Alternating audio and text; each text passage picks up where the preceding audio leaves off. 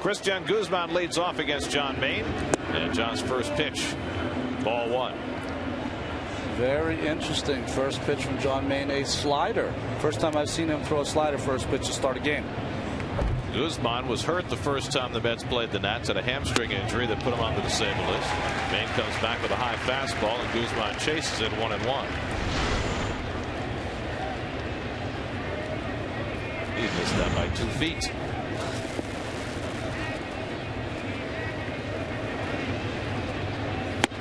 And he chases another one upstairs. It's 1-2. Well, John has been really dominating left-handed hitters so far this season. One of the reasons, many of them low hitters, he is a high ball pitcher. Lefty's hitting just 173 against Maine, while the right-hand hitters are hitting at even 300. For his career, John's just about even. Well, it's pretty interesting when you watch John. Omir Santos has now called 3 straight pitches for an inside fastball. Not one of them has been inside. They've all drifted back over the plate, but they're high enough to elude Guzman. Christian Guzman began his career with the Minnesota Twins. Signed a big contract with the Nats. Bounced out to Castillo, who plays the easy hop. And Guzman retired for the first out of the night. So 1 out and nobody on. And now Nick Johnson will step in. There's Marquise Grissom coaching at first base for the Nats. And Pat Listach, former American League Rookie of the Year, coaching in third. All the coaches are the guys I know. Marquise Grissom, what a fine career. I was looking at some of his stats today. Over 2,200 hits, almost 1,000 RBIs. Well, here's Nick Johnson hitting at 338, and he fouls the first one off. There's been plenty of speculation surrounding Nick and his availability on the trade market, which the Nats have tried to downplay over the last few days. But especially with the injury to Delgado and his subsequent surgery, Johnson's name has often been linked to the Mets. Well, the interesting part about it is that Johnson is linked to the Mets to replace a guy who's injured. Nick Johnson has spent his entire career being injured. Every time he's played, he has showed that he is quite a capable first baseman and hitter. But he's always had even some freakish injuries. This year he's been able to stay healthy, but suffered that injury in a game at Shea Stadium where he suffered a broken leg, and it cost him a full season, and then he was hurt most of last year as well. 0-2 up and away, 1-2. The funny thing was yesterday's game against the Orioles, Johnson was scratched from the lineup at the very last moment, and that led everybody to figure, well, okay, he's been traded. Well, it turned out he just had a little stomach virus. Back in the lineup tonight. There was also a report out of Boston that the Red Sox were thinking about trading Manny Del Carmen for Nick Johnson, perhaps easing David Ortiz out of the picture. Well, they have abundance of wealth, the Red Sox in the bullpen, so Del Carmen, one of their best. Maine's 1-2, and he ties up Johnson, but he missed with a slider. 2-2. Well, Nick is just a .274 lifetime hitter, but his on-base percentage always over 400, and in fact he's at .441 this season, 7th in the National League. Pops this one back behind the plate, and Santos will watch it sail out of play. You know, I've asked Nick a couple of times. I asked him, you know, how did he develop his style of hitting that he has such a great eye? He said, I've just always had a great eye at the plate. Just one of those people that I know the difference between balls and strikes, inside, outside, up and down.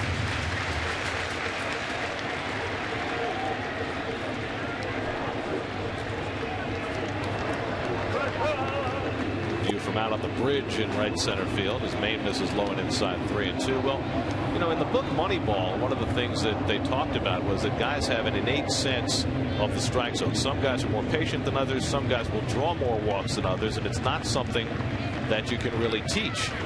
As Johnson draws a walk, and so Maine, after getting ahead of the count, loses the number 2 hitter. I mean, were the guys when you played who had that kind of sense of the strike zone? Joe Morgan did. Joe Morgan could never swing at a ball just off the plate or off the plate in. Pete Rose, another guy, had a great eye. Keith Hernandez, of course, who I played with, as good an eye as anyone in baseball. The thing about Keith that made him interesting, he used to move all around the box, inside, outside, but he always took the plate with him. He always knew where the strike zone was in relation to his feet and hands. Well, here's Ryan Zimmerman, who has torn it up this early season, had a 30-game hitting streak stopped a week ago, and he takes a strike.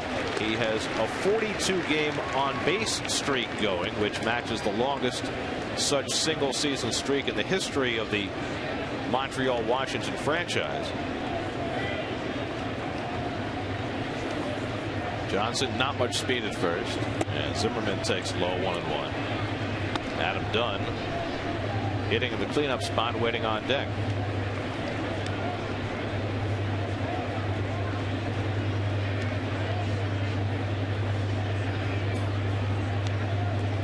Well, what they say about Zimmerman they love. He just has a great work ethic and just signed to a new contract extension for some good dollars. And the thing you always fear as an organization, will he take it for granted now? Since that extension, he's batting .376. So I guess that hasn't happened. The take it for granted part. Lifts this one to right field, and Angel Pagan is right there waiting for it. And there are 2 out. First fly ball goes up, and all of a sudden you remember just how much room there is in right field as the Mets come home to Citi Field. Having played 3 games at Fenway Park, where the dimensions are a little different. Here's Adam Dunn. Dunn had that big day against the Orioles yesterday with 2 home runs, including a grand slam. 1 hit shy of 1,000 for his career.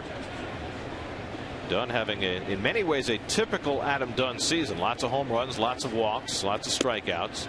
The difference this year is Dunn is driving in runs. Well, look at that defense. About as deep as you can get with your outfielders. Your infielders shaded over 3 on that right side of the diamond. Dunn has 39 runs batted in, 3rd in the National League. And Maine works the inside corner, 1-1. Adam Dunn was out on the free agent market for a long time this past winter, and the Nationals got him for I guess what amounts to a bargain. 2 years at $10 million a year. Taken at the knees for a strike, 1-2 to Dunn. He'll take a lot of pitches, but when he gets a hold of one, he hits it as far as anybody. Yeah, when he centers it, it doesn't matter what ballpark he hits it in. Fernando Tatis playing first base tonight, moving off the bag for that throw. Tatis, who played an inning at shortstop in yesterday's ball game, and might have had to play shortstop tonight, but Ramon Martinez, who had to leave yesterday with a tight back, felt well enough to play tonight. 1-2 off the plate, 2-2. I mean, the Mets are playing 2 players short tonight. Reyes and Church out of the lineup, and both substantially unavailable. And you got 2 guys in the lineup in Beltran and Martinez, who were very iffy going into this game tonight. And that has put Jerry Manuel in a very difficult position, especially coming back to a National League ballpark. Wasn't as much of a big deal over the weekend. You know, Gary, when you are 2 men short, there's no such thing as iffy. If you feel good enough, you have to be out there, because you can't put your team in that kind of hole. Talking to Beltran before he went out to run today, he was feeling very tentative about the chances that he played tonight, but Carlos went out there and ran and felt he could give enough so that he wouldn't hurt the team patrolling the outfield and center field. He's got that bruise underneath his right knee.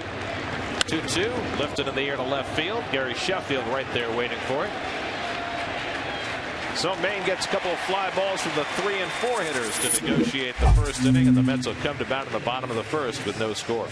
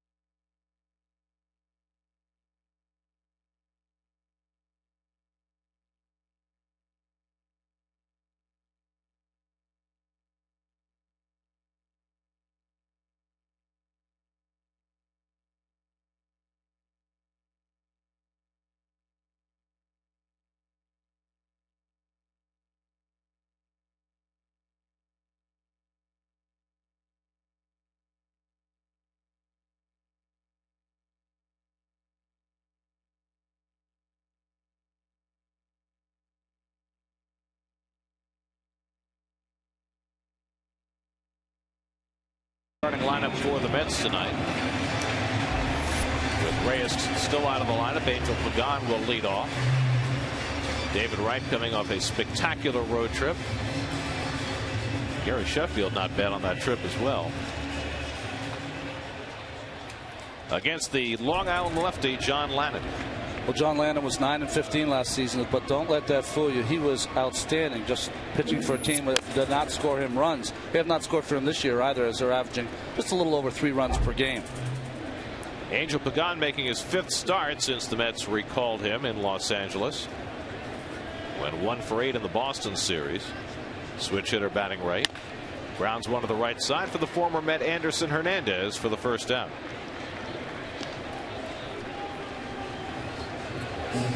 The fine defensive player Hernandez, the 45 errors most in Major League Baseball. Harris has great speed, makes great plays against the Mets, but done in Curran's little challenge defensively. Zimmerman, Gold Glove someday. Guzman, Hernandez, and Johnson, who's outstanding at first base, and Will Nieves doing the catching while Jesus Flores is on the disabled list. Here's Luis Castillo, who had a home run against Lannan last year. Takes a strike. Lannan made 4 starts against the Mets last season. 2 of them were awful and 2 of them were spectacular. He had a game here at Shea last April in which he struck out 11 in 6 innings.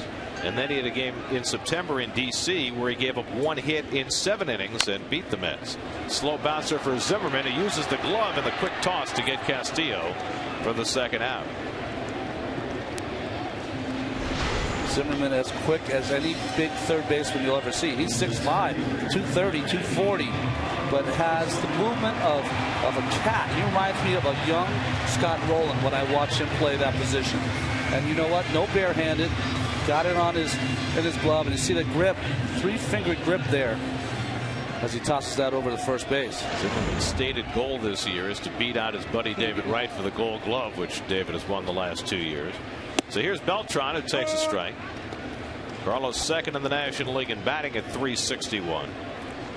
Mets have played 43 games this year. Carlos has had a hit in 40 of the 43, and trying to slow down Lannan a little bit. Lannan looking to work at a very rapid clip in this first inning.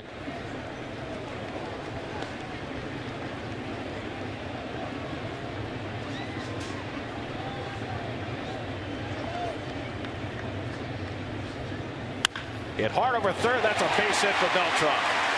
Dunn chases to the line, and Beltran will ease into second base with a 2-out double. Carlos Beltran is 15th double of the year.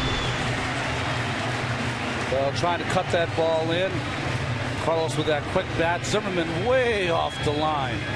The ball easily getting down into left field. Dunn made a nice play to keep it from going to the wall, but at good speed. Wants that pitch down and in. Where's he get it? That's up and middle. Boy, that ILTV differential, I'll tell you, every single time, it's always goes up just a little bit and over to the middle. So Beltran at second with 2 down, and now Gary Sheffield. Sheffield is hitting .407 this year against left-handed pitching. Mets as a team have ripped up lefties. And Sheffield takes high ball 1. The Mets as a team against left-handed starters this year are hitting .368, the best in the majors, led by Sheffield and David Wright.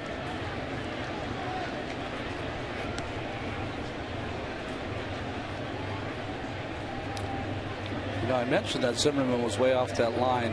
Very much like Jamie Moyer, John Lannan does not throw that hard. He throws harder than Moyer, but a lot of balls from the right-handers are going to go down that line just because he uses his cutter so often. Still off the line, though, is Zimmerman. Which is very odd against Sheffield, who is such a demonstrably pull hitter. And he takes such a big cut that you can really play him deeper and more toward the line because you have all day to throw him out. See those numbers for the Mets against lefty starters, best in the majors, and they have not lost to a lefty starter. 3-0 now to Sheffield, so Lannan tempting fate with David Wright, who's hitting .519 against lefties, waiting on deck. Now, I was trying to put into words what Sheffield does to a starting pitcher or any relief pitcher. I came up with anxiety player. I think he gives the pitcher a little bit of anxiety being in the middle of that lineup because of all that he has done. Well, and he looks so threatening up there, waggling that bat at you as much as anything else. It's not just what he does, but how he approaches you. It's like Rock'em Sock'em Robots. He looks like he's going to knock your block off. You must feel as a pitcher as though he's aiming line drives right at you. Beltran at second with 2 down, a 3-1 count to Sheffield. And Lyman throws a changeup, and it's lined into right field, a base hit. Beltran around third. Kearns has a good arm. The throw to the plate. Beltran is out at the plate. Running on the sore knee. Beltran had to run around that bat, which was not moved out of the way. And Kearns, who has a terrific arm, guns him down at home plate. That's got to be the responsibility.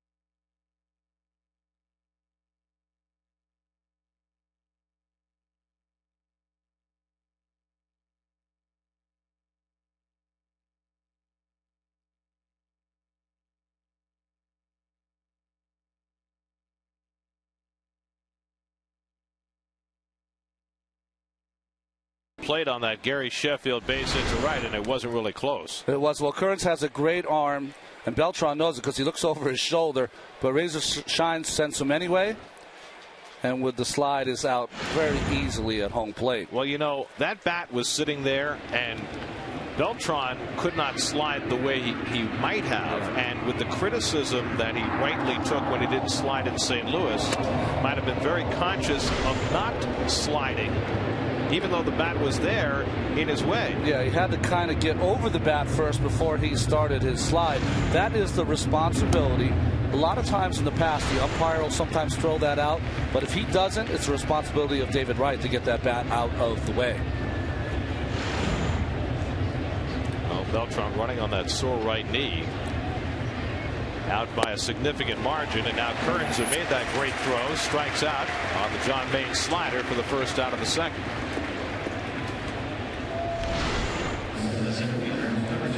Well, John's secondary pitches, including his slider and changeup, just keep getting better and better as he rolls along here during the season. Just like Pelfrey in his last start. See the bat there? You got to get that out because you could sustain an injury, break an ankle. You could do a lot of different things. Well, you could see Beltran was very conscious of it. I mean, had it had not been there, he would have started to slide a lot sooner and maybe taken a different approach. But he really had no choice with that bat sitting there. I guess, you know, for our younger viewers at home, what you want to do is you want to get that bat, you want to throw it as far as you can away. Then you get back behind the plate and you look at your runner coming in and you tell him whether to slide to the outside, whether to slide to the inside, whether to stand up in some cases if he's going to score easily. Willie Harris lights one down the right field line. That's a fair ball, bouncing off the stands, taking a sharp left turn. Pagan barehands it, throws to second, but not in time. And Harris is safe with a one-out double. First hit off John Maine. Well, Willie Harris just seems to always do well against the Mets as he hits this linea down the right field line. Boy, it hit up against the wall, then it hit that fence that was jutting out, and Pagan made a nice play to get to it, but not in time for the speedy Harris. digging out of that box. I like Willie Harris. I don't know about you, Gary. He just is a good player to have on your bench. He's maybe not an everyday player, but a good fourth outfielder. Well, the Nationals are down to their fourth option in center field. They began the year with Lastings Millage. He got sent to the minors and subsequently got hurt. Elijah Dukes, who had been playing pretty well, is on the disabled list right now. Roger Bernardina they called up for a while. He got hurt. So it's down to Harris, and as you say, Harris is a guy who always seems to do something right against the Mets. He's made some great catches in the outfield in recent years against New York. Won a World Series ring with the White Sox in 2005. Played for the Red Sox and the Braves before landing in Washington. The former Met Anderson Hernandez has been swinging the bat well, and he takes 1-1. Hernandez began the year on the disabled list with a hamstring injury, and more recently dislocated his pinky earlier this week. Came back yesterday. He's been sharing time at second base with Ronnie Belliard.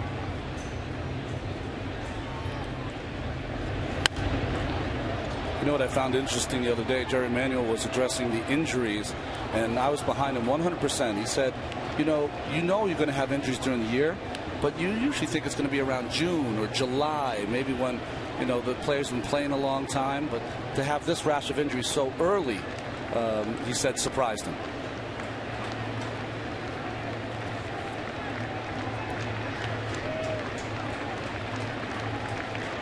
One-two to Hernandez. Breaks his bat as he grounds it down to Tatis, who makes the play for the second out as Harris moves over to third.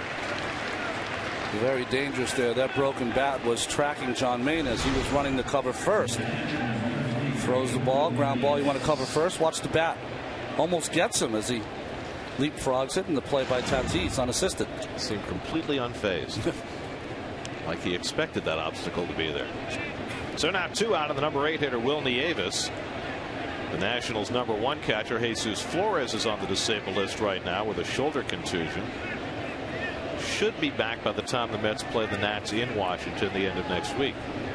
So Nieves has been getting the bulk of the playing time with Josh Bart, the backup. And Nieves has hit a little bit. He's hitting at 283. Guys know more for his glove than for his bat.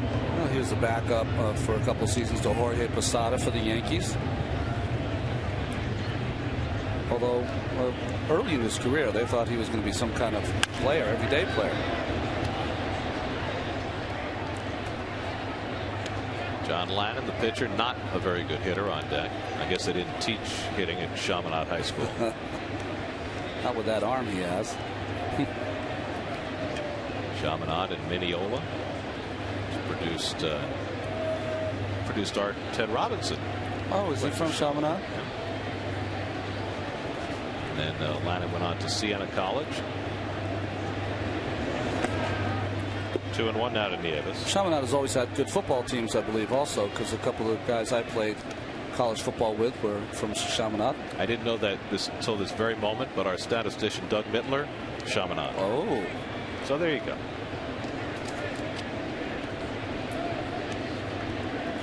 No relation to the Silver Swords of Hawaii. The Samson Killers. Shot to the right side, past Castillo and into right field, and that'll bring home the first run of the game. So Will Nieves with a 2-out hit drives home Willie Harris, and it's 1-0 Washington. Well, nice job by Nieves going with that fastball away. That ball jumped right past Castillo. Hit very hard by Nieves. So Will Nieves drives in his 6th run of the year, and the Nats break in front. Now Lannon is 2 for 16 this year, 5 for 74 in his career.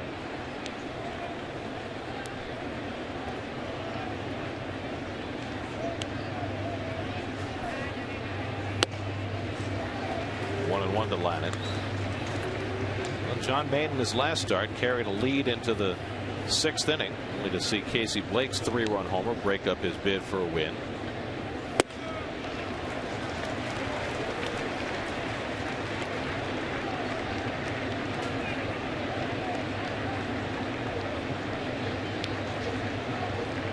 One, two, struck him out. Fastball gets Lannon. Second strikeout for Maine, but the Nationals scratch a run. A 2-out hit by the 8-hitter Nieves, and it's 1-0 Washington.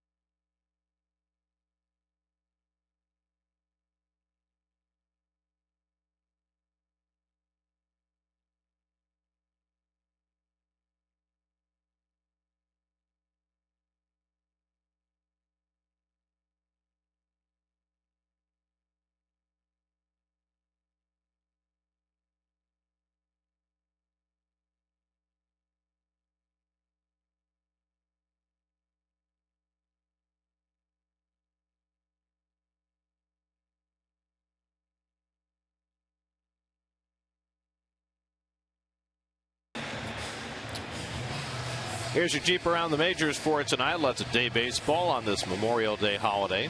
Alex Rodriguez went 5 for 5 and drove in 4 runs today as the Yankees beat Texas 11-1. Chris Carpenter pitched 6 perfect innings, but the Brewers, who were tied with the Cardinals for first place, got a 10th inning hit from Bill Hall to beat St. Louis 1-0 and take over first place in the NL Central. Justin Verlander, his 6th straight. Miguel Cabrera had 4 hits in that game, and Detroit pounded Kansas City 13-1. Also this afternoon, the San Diego Padres down 7-1 against Arizona, rallied to win 9-7 on a Chase Headley home run in the 10th. That's 10 straight wins for the Padres as David Wright leads off the home second. What a game. A-Rod started that game. His batting average 189. At the end of the game, 259. Raised at 70 points. And Phil Hughes had a nice game. 8 innings, no runs for the young right-hander. David Wright coming off a remarkable road trip.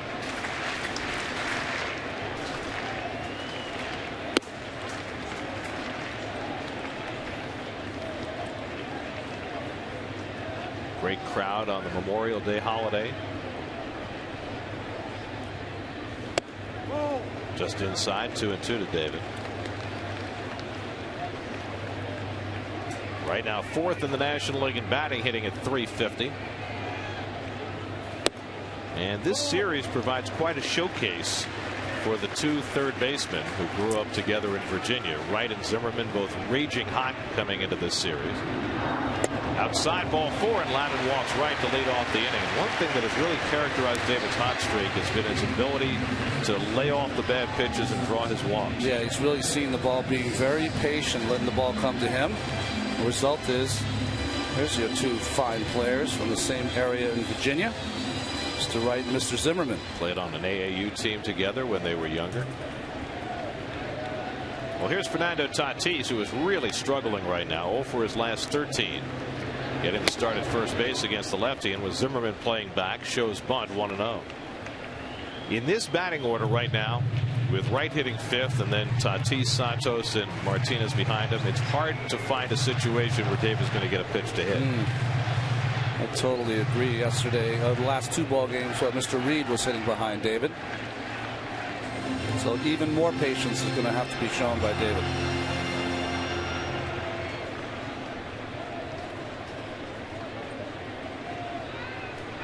Danny Murphy started 4 straight games at first base before tonight.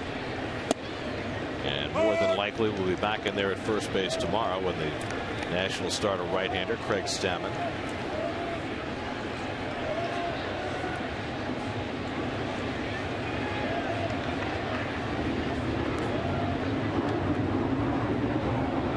guess he's in the right place now.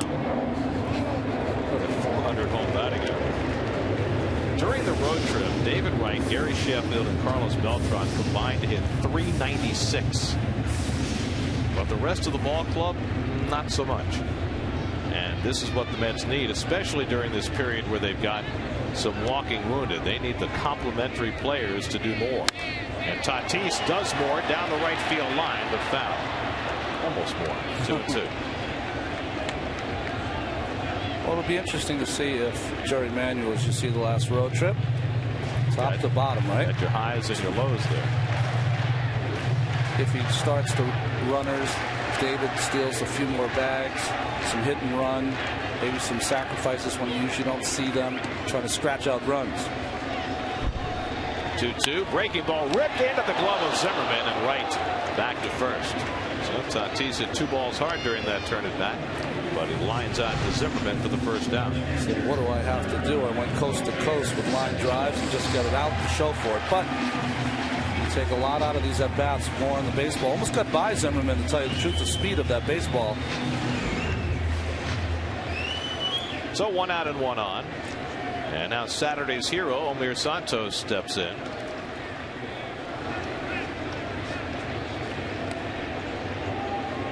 It was the 9th inning at Fenway Park on Saturday night. Mets were down by a run. Omir Santos facing the Red Sox fine closer Jonathan Papelbon, and he jumped the first pitch and made the huge contingent of Met fans in Boston delirious. At least once the umpires had decided that it was indeed a home run. Well, Papelbon over the course of 2 seasons had been perfect. 16 for 16, 11 for 11 in 09, and that ended by Mr. Santos. And one of the things that made that home run so huge was what we were talking about before, the fact that the Mets had not gotten many contributions from complementary players during that road trip, that so much of the offensive burden was on those 3 guys in the middle of the batting order. 1-1. Hit in the air deep down the left field line, but it hooks foul. 1-2 to Santos. Well, first pitch fastball up. And I don't know if I'll remember the home run as much as I'll remember the expression by Santos running around those bases. Sheffield made the early call. The fans made a call also. As you see, it a hit off that banking of padding. Joe West got it right. And then oddly enough, the very next day, another ball that was subject to review, the Kevin Youkilis foul ball that the umpires sustained after video review, remained a foul ball. 1-2. Double play ball right at Hernandez. Guzman with the turn. 4-6-3 double play ends the inning. We head for the third at Citi Field. 1-0 Washington.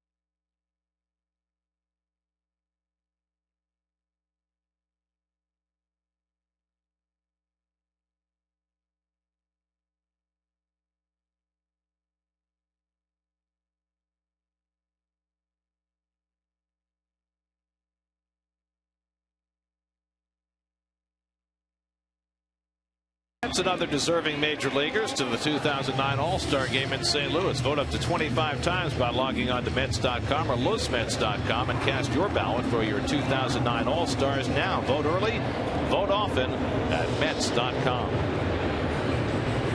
It used to be in the day when you punch out the ballots, you can punch out as much as you want, but I guess online only 25 times.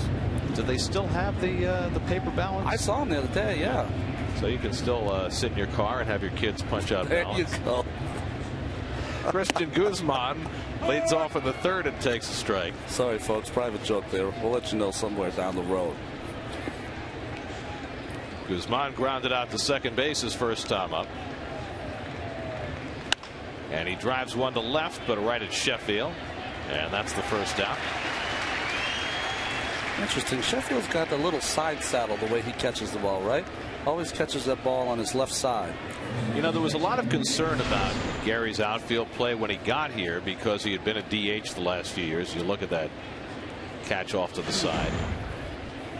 But you have to be very impressed with the job that he's done so far. He may not cover as much ground as Carlos Beltran, but he has a calm about him out there. He can get to it. He'll catch it so far. Had that one little hiccup here, didn't he? After I think Murph struggled in the game the night before, he was out there in left field. Couldn't get an easier fly ball and dropped it. Nick Johnson walked his first time up. And Maine falls behind him 2-0.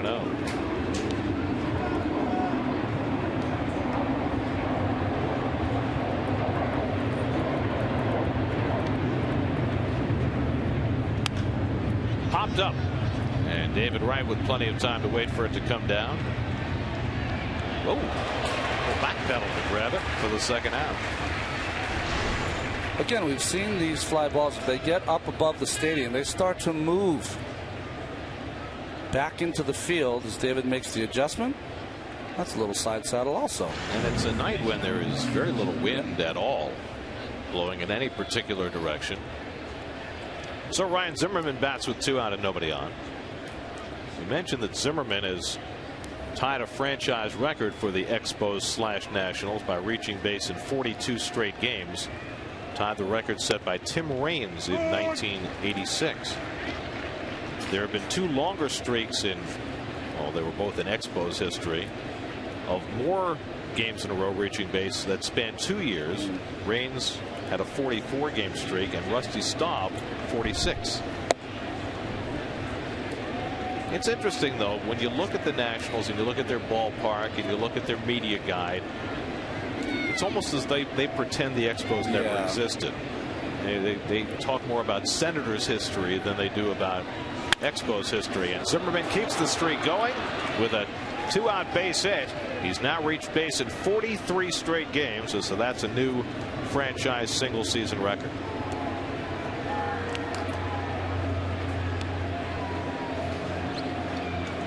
Third hit off John Maine. And now Adam Dunn will bat with a man on. Lots of military represented here on Memorial Day. And they're going to preserve that souvenir for Nick Johnson, for Ryan Zimmerman, having set that new franchise record. Well, he's going to have a lot of franchise records by the time he's done, starting at such a young age. Got drafted out of University of Virginia and played in the big leagues that same year. By the way, just for comparison's sake, the modern day National League record for reaching base safely is 58, which is shared by Barry Bonds, who did it twice, and Duke Snider, 1954. Overshift against Dunn, who takes high for ball 1. Dunn fly to left his first time up. Big shift on. It's more difficult to try to turn 2. Third baseman right playing shortstop.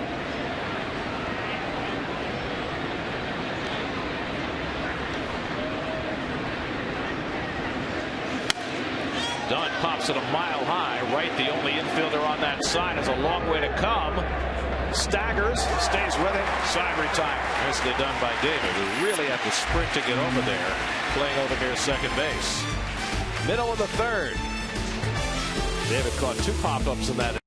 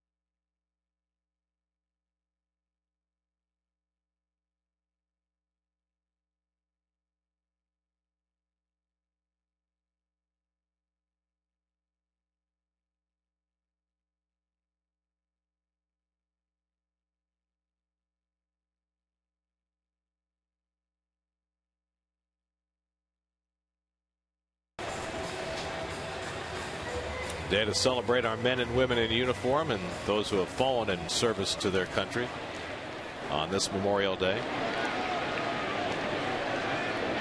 Ramon Martinez leads off in the home third inning. Mets down by a run, and Martinez takes a strike. Martinez left yesterday's game after 7 innings because his back had stiffened up. It was very questionable whether he was even going to play yesterday, as it turns out. And he was questionable again for today, but pronounced himself fit to go because he understands the Mets don't have a whole lot of other options right now unless they dig deeper into their farm system. 36 years old. There's not that many more chances you get, so you might as well make it take full advantage of the one you have. Martinez just 2 for 23 since being called up as John McLean waits to follow, but he made an unforgettable play to end Saturday night's game. The more I think about that 9th inning, it's almost inconceivable that that was the same team that played the 11th inning last Monday night in L.A. Well, you had the 62 Mets in that game in the 11th inning in L.A. But boy, just unbelievable plays. I think the one Castillo made was unbelievable on the throw by Wright. Over in right center, Harris gets over to make the lunging grab and retire Martinez for the first down. Kevin Burkhardt is back off the Green Monster and back at Citi Field, getting comfortable. Almost forgot how to drive here today, guys. It was such a long time. You know, a couple things on Alex Cora. First, just a quick injury update, and he's seeing a doctor tomorrow. He's going to try and throw a baseball this weekend. If that goes okay, he's going to come back, and he's not going to have surgery. So this weekend will be very big, and maybe the Mets can get him back much earlier than anticipated. Now the story. I was talking to him just in general about baseball, about the team, and he had some interesting comments, as he always does. He's so alert and so smart around this team, and just really picks out things that I always find interesting. And he said, you know what's great? I asked him the best thing about the weekend. He said, quite simply, emotion. As Anderson Hernandez will pick this one up for out number 2. He said the emotion. It was great to see. And he said, we have shown a lot more of it seemingly every single day. He said, guys, what he thought the turning point in the season was the rain out in Philadelphia. If you remember, that was a ridiculously long day. The game got canceled at 10:30 in the morning. Our original team plane had a hole in it after an accident on the runway, and we ended up getting to Atlanta at an absurd hour. But he said it was great because we bonded. You know, we hung out. We talked baseball really for the first time. You know, just as guys, just as a team. And he said that day, he said, I really felt a different vibe as a team after that day. Now, their record since that day, it's 13-7. They went on an 11-2 run. I don't know if it's relevant, but that's how he perceives how this team is feeling. More emotion, more cohesiveness since that rainout, guys. It's very interesting, isn't it? Because in the old days, that stuff happened naturally. Yes. After games, guys sitting around talking. That happens less today. So in an unusual circumstance, it became more like an old-time team. Well, the closer for Los Angeles, I couldn't even believe this. You and I had gotten done doing our hit after the game, and we got in the elevator. It couldn't have been more than 15 minutes after the game. He was already in the elevator leaving.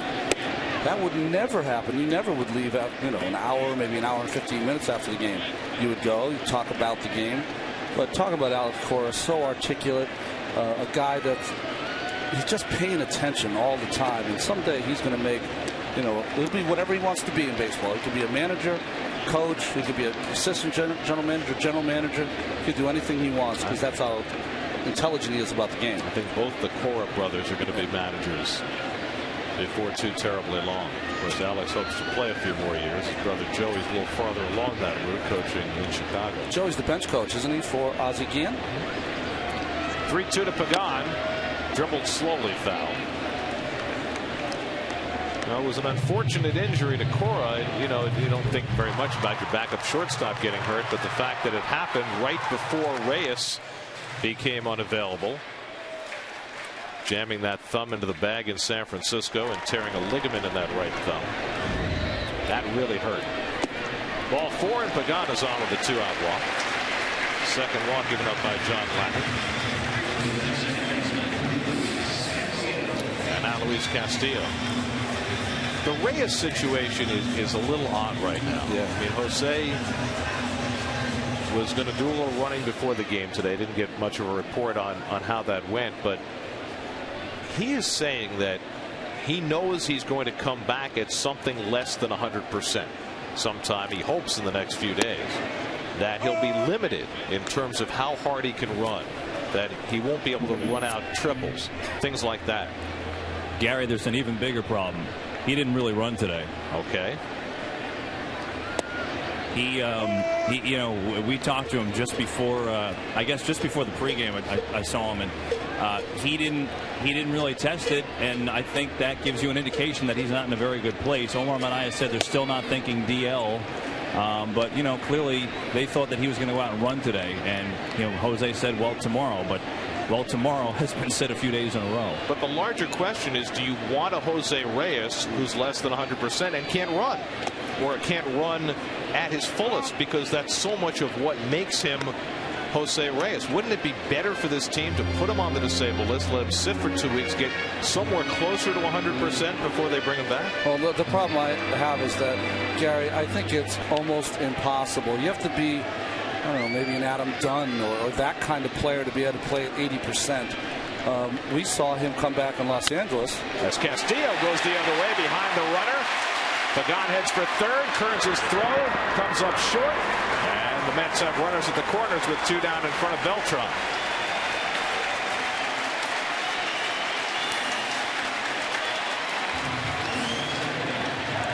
Well, Louis looks like he's seen the ball well tonight. Ball away. Hitting it that way in that vacated hole. It's nice to see the runners started, get those infielders moving, and Louis able to use that base hit to right field. Kearns does have a gun for an arm, though. Nice play by Zimmerman, because the pitcher John Landon was not where he should be, so he had to block that with his body. So now Beltran, who doubled down the left field line his first time, takes the curveball for a strike. You know, I was saying quickly about Reyes. That's what he was in Los Angeles when he played, right? He was trying to play at 80%. He tried to beat out a base hit, and that's where he hurt his leg. So, you know, I think it's hard to ask a player like Jose to even play at 80%.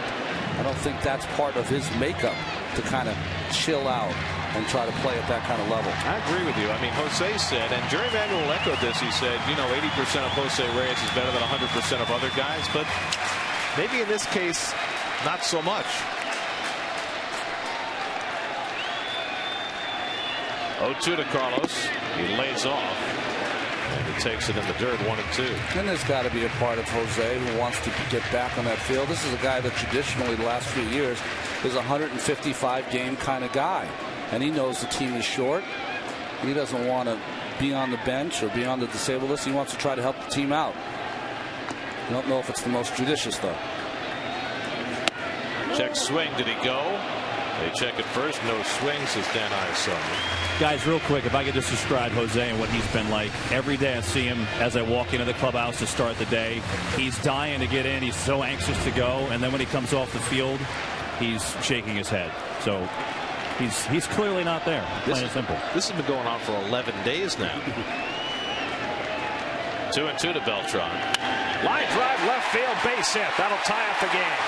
Pagan comes in to score on the RBI single for Carlos Beltran, and the Mets get even at 1. So Beltran had pronounced himself questionable before the game tonight. It's been anything but questionable at the plate. A double and now an RBI single. Well, Landon keeps trying to pitch him inside, cutting that ball in, but nice job by Carlos pulling those arms in and with that quick bat lining that hit to left field. The ball might have got in on him, but he's so strong, still able to hit a bullet to left field. That ball almost eluded Adam Dunn, by the way. So Pagan drew the 2-out walk. Now he comes in to score the tying run. 2 on for Sheffield. And he takes high for ball 1. Sheffield single to right his first time up. Beltran tried to score from second, but was gunned down by Austin Kearns. Sheffield continues to hammer the left-hander. And Landon paints the inside corner with that cutter 1-1. The good thing about Gary is that right now, where he's at, much more comfortable when the ball coming in on him as opposed to moving away. So the right-handed slider is not good. The left-handed cutter is a good pitch for him to handle. That one also on the inside corner. So back-to-back cutters right on the inside. Black. Sheffield thought that was a little tight. Well, I will say that Larry Vanover, one of the best umpires in the major leagues, has set a precedent that he's calling that inside pitch this evening. So Lions got 2 of those in a row. They're going to set up for another, and Sheffield bounces it foul. That time off-speed pitch, and it's 1-2. Larry Vanover, the crew chief, has the plate tonight. Dan Isonia, Sam Holbrook, and Adrian Johnson round out the umpiring crew. 2 on and 2 out. A run is home in the third. 1-2 to Sheffield, and he lifts one to left field. Well, Lyman did a great job keeping the ball in on Sheffield, and Adam Dunn squeezes it to end the inning. But the Mets mount a 2-out rally. Beltran drives in the tying run.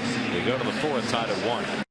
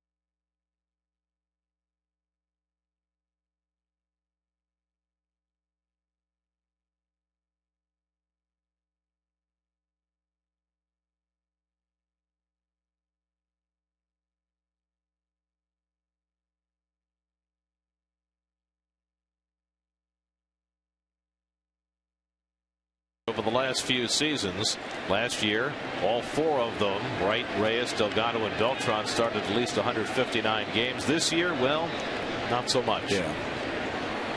Delgado is going to miss the better part of 3 months. Reyes playing patty cake with the disabled list, and so far, Beltran and Wright have been able to stay in the lineup. Beltran, even though his knee's been bothering him the last few days.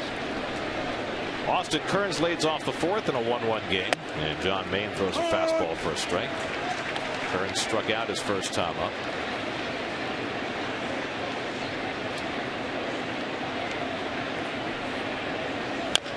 Little tapper, tough play. Maine off the mound, barehanded, and he submarines it over to first. He threw it Chad Bradford style. 1 out. A nice play by John with the bare hand. That's the only way he could have made this play. But usually you'll see him stand up and fire a strike over there, but he threw it almost like Wright does on his bare hand play. Gets it in the grip.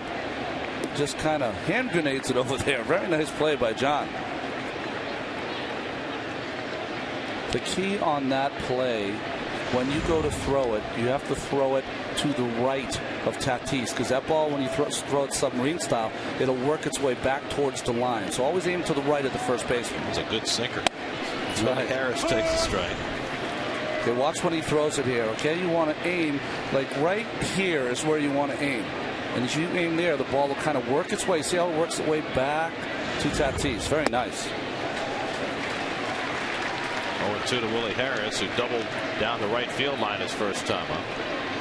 You know, Wes Helms has just hit a 3-run homer off Jamie Moyer. Marlins lead the Phillies 3-2 in the fourth. Hit in the air to right field. Pagan drifting over. And makes that little hop as he makes the catch for the second out. Well, I'm always looking at this time of night, because the games traditionally at Citi Field so far this year around this time is where the outfielders have lost the ball. Not in the lights, really, just have lost it. There's a couple of dark spots out there, but easily played by Pagan. And, of course, as the summer goes along, those times will change. Here we go. Well, there are the lights, a very unique style of lights here. There's Anderson Hernandez, who takes ball one.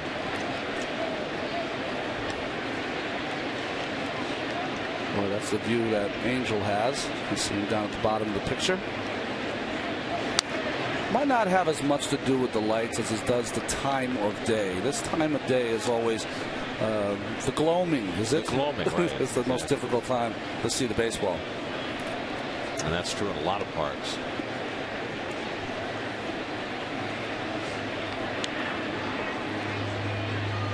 Every once in a while in a new park, they'll have to, after a period of adjustment, re-aim the lights. I don't think that's necessarily the case here. Yeah, I think it's good. They don't have any lights behind the plate, and that's important because that way you don't lose any of those line drives off the bat. That's the biggest complaint from any outfielders, that if there's lights too close from the first and left field side, see, there's nothing behind there. So you're just seeing the ball come off the bat. If it gets, they have lights behind there, it'll get in those lights, and that's when you see outfielders miss the baseball. 3-2 now to Anderson Hernandez, who grounded out to first base his first time up. And John Maine gave up a run in the second inning. He's had base runners in every inning, looking for his first 1-2-3 inning.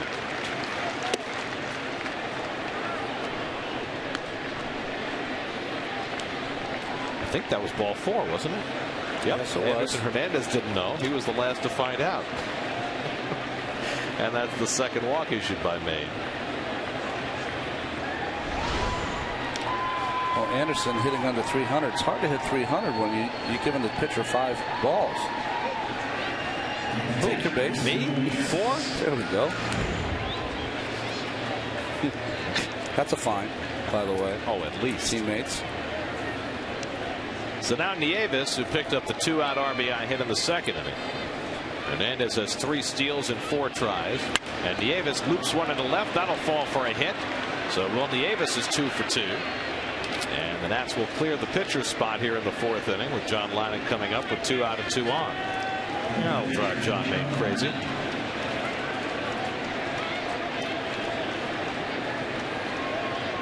Lennon struck out his first time up. Well, if you saw those first few swings by John, who's challenged as a hitter, I think your outfielders have to come in. Sheffield's pretty deep to me in left field against the swing of Lanning. He's deeper than Pagan is in right. I mean, Sheff's doing it right in the sense that if Lanning hits it, he's probably going to hit the fastball. He's going to probably hit it to left field. But he doesn't show enough power behind that swing to hit it too far.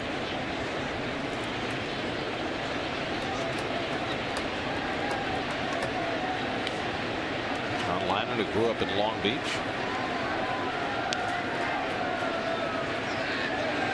And somehow this Long Island kid was a Yankee fan. Are you telling me most Long Islanders are Met fans? I think it goes that way, yeah. 1-2 now to Lennon. He said his biggest team growing up, though, was the Rangers. Okay, hockey fan. A lot of Ranger games. 1-2, and that's in there for a call third strike. Lennon down looking. Still tied at 1.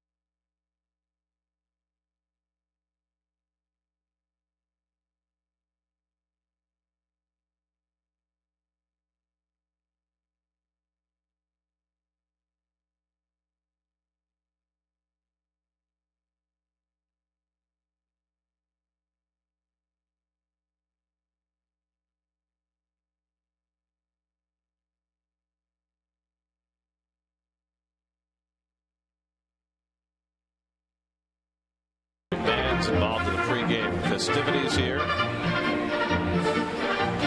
flyover. And day for the red, white, and blue. Particularly the red. As Major League Baseball has provided red caps to all the teams. That's a good looking uniform there.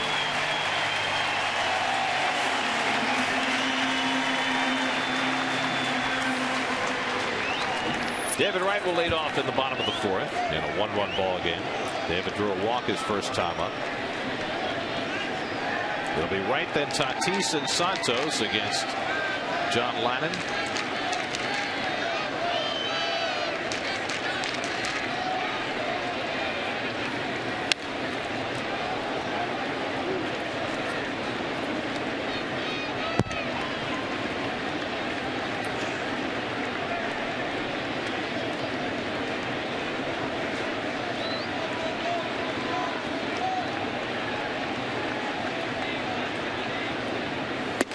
Big cut by David, and it's 0-2.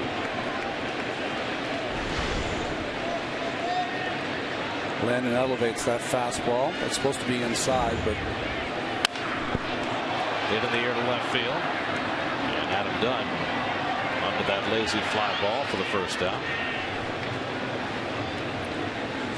So Wright retired, one away, and it'll bring up Fernando Tatis. Tatis hit the ball hard his first time up and lined out to the third baseman Zimmerman.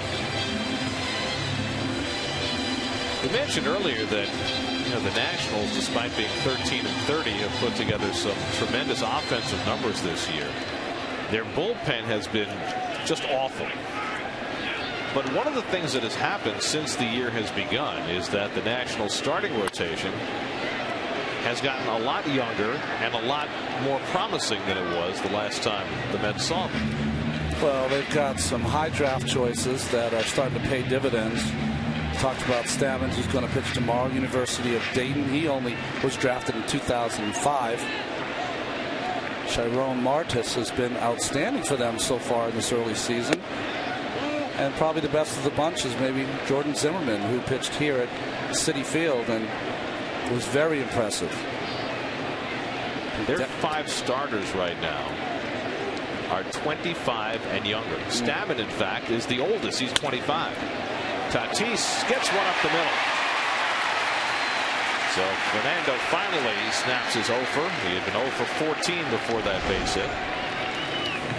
Oh, hit him where they ain't for Fernando. Last time up, hit a bullet to Zimmerman right at him.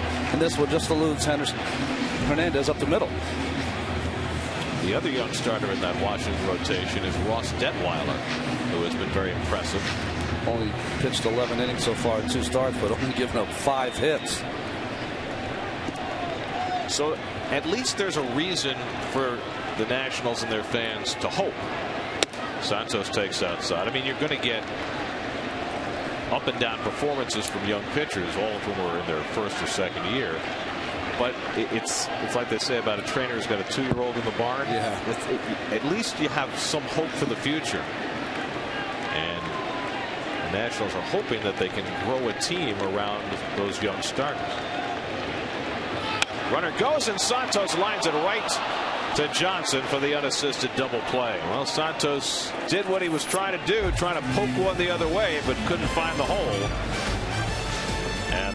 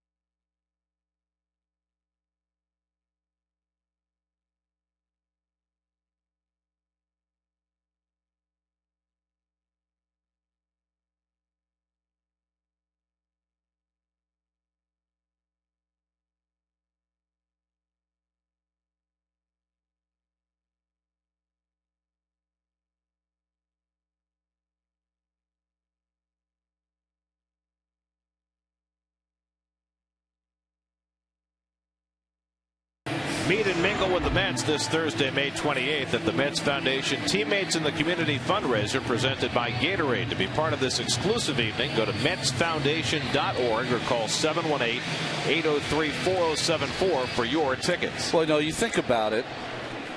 Fans are always complaining that they never get to get close up with their stars and with the team players from their team. Well, Santana's going to be there, Frankie Rodriguez, Daniel Murphy, Mike Pelfrey. Get to stand next to 6'7" Mike Pelfrey. But also they're going to Tom Seaver, Rusty Staub, John Franco, Darryl Strawberry.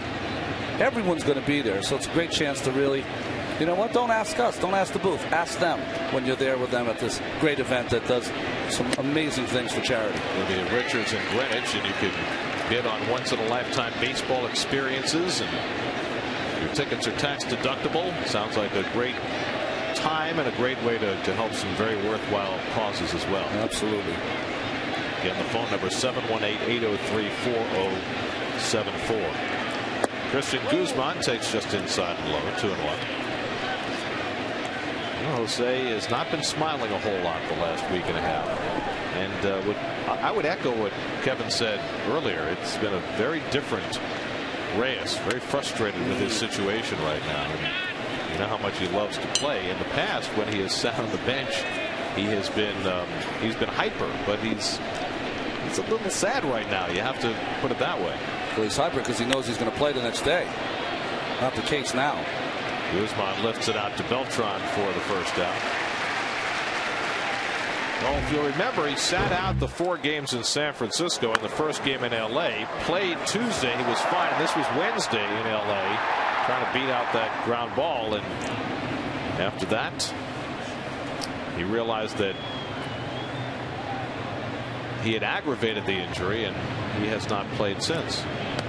Nothing worse than one of those nagging injuries that don't allow you to play the way you can. And then you have to make a decision. Can you play on it that it doesn't get any worse? Well, I think the bottom line on it is what you want is a situation where it doesn't linger all year.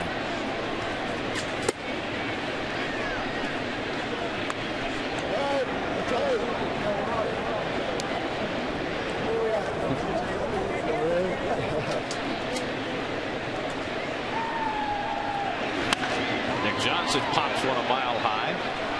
Beltran with plenty of time to get in under it, sore knee and all.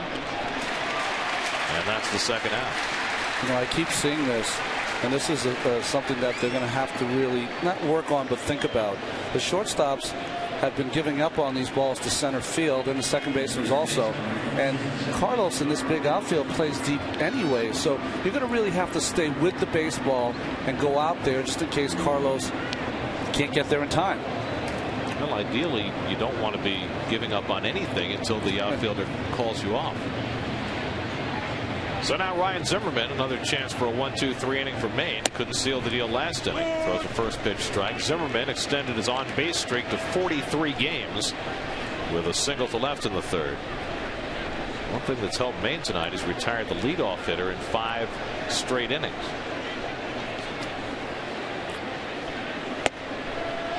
And he works the outside corner to Zimmerman, 0-2, and Zimmerman didn't think so, as Maine got the call on the slider.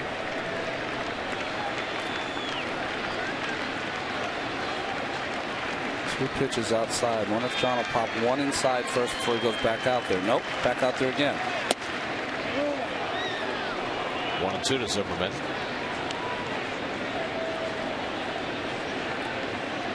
First time that Zimmerman's ever had a legitimate bat behind him in that Nationals batting order with Adam Dunn, and that has got to have helped putting up the best numbers that Zimmerman ever has. Well, that's what makes him such a good hitter. There's Adam Dunn. 14 home runs so far this season. The thing about Zimmerman is that he's a very intelligent player, and you watch him take his at-bats. John's worked every single pitch outside, so that pitch that was right on the corner, he fouled it that way. Trying to take what the pitcher gives him. 1-2, low and away with the slider, 2-2. I also thought his first couple of years, which makes total sense because he's such a young player, he's more of a free swinger. he would get up there and, you know, within 3 or 4 pitches, he was going to put the ball in play, going deeper into the count now as he gets more and more confident. Well, he got to the big leagues in a nanosecond. He did. He didn't exactly have much time to develop in the minor. Got a piece of that to foul it off. Drafted in 2005 and up in the big leagues that year. Now that's a great shot. That is a great shot. What's the guy in the middle doing? What's that thing he's wearing? Get that off.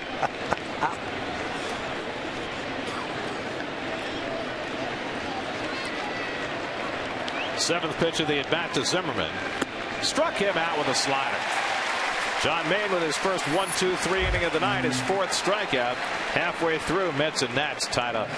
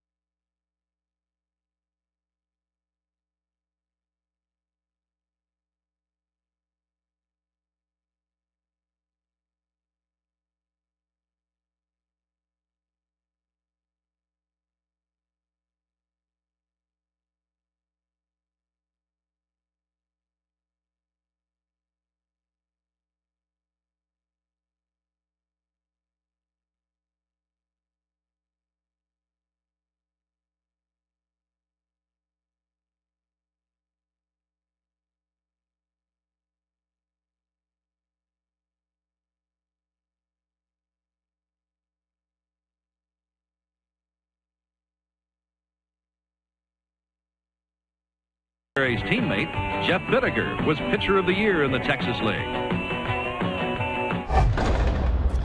Back when the Mets had their AA franchise in Jackson, Mississippi in the Texas League. Darryl Strawberry came up the next year and was the National League Rookie of the Year in 1983. We'll have to let Straw know that he's become archival already. You know what the shame of it is, though? The other guy who was in that little clip, Jeff Bittiger, never got a chance.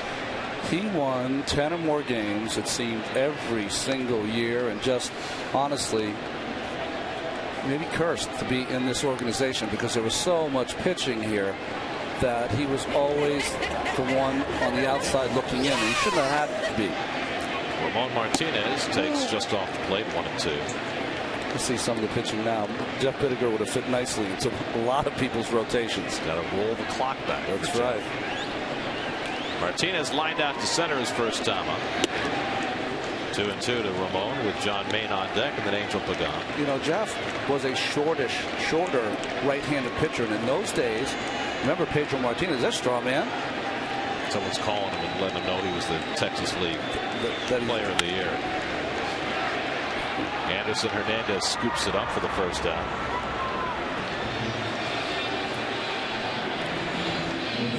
You see this IOTV pitch differential. This one up middle. This one's supposed to be down and in, up and out over the plate. This one's supposed to be away and down. Got it up just enough so Castillo could handle it. And again, trying to rush that ball in.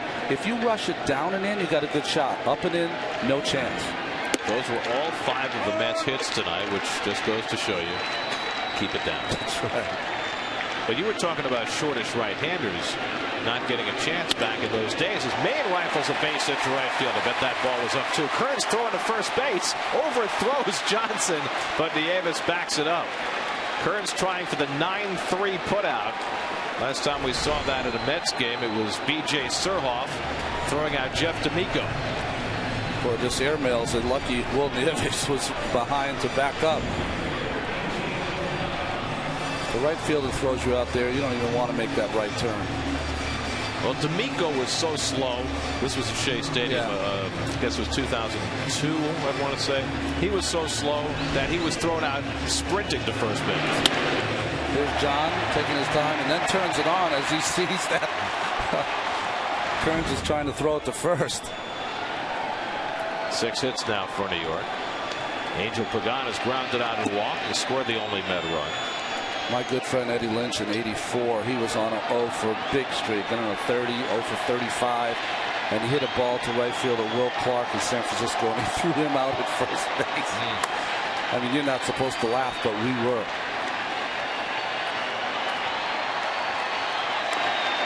Will Tapper back to Lannon.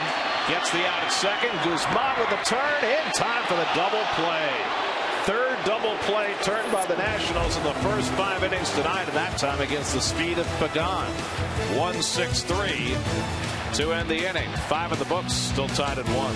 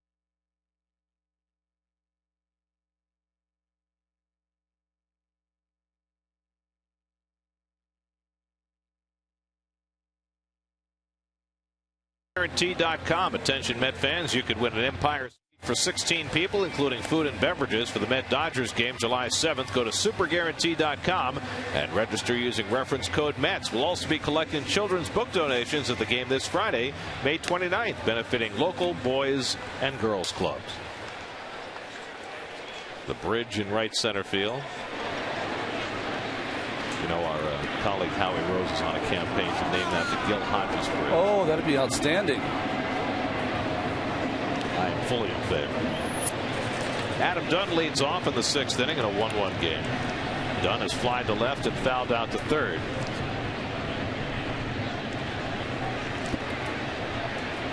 That's put on the overshift against Dunn. Last time he had a foul pop-up and Wright had to sprint into foul ground to get it. You can see Wright all the way over here. Had the sprint into foul territory. Made a nice play. Had to go out of the picture. Out of the picture to catch that pop-up from Dunn. Maine tries to work him inside and misses 1-1. Well, Adam Dunn has been pretty consistent. 40 home runs a year. In fact, exactly 40 home runs the last 3 years.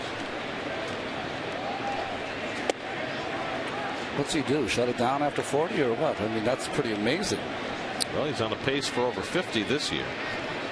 And that is a big ballpark.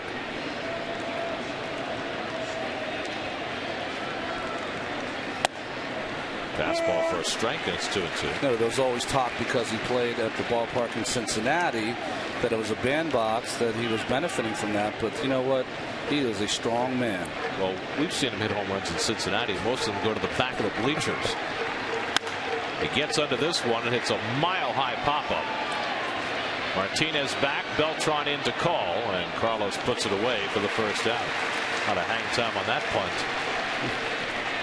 Time to go to the studio. Jonas Schwartz in a New York State Smokers Quit Line game break.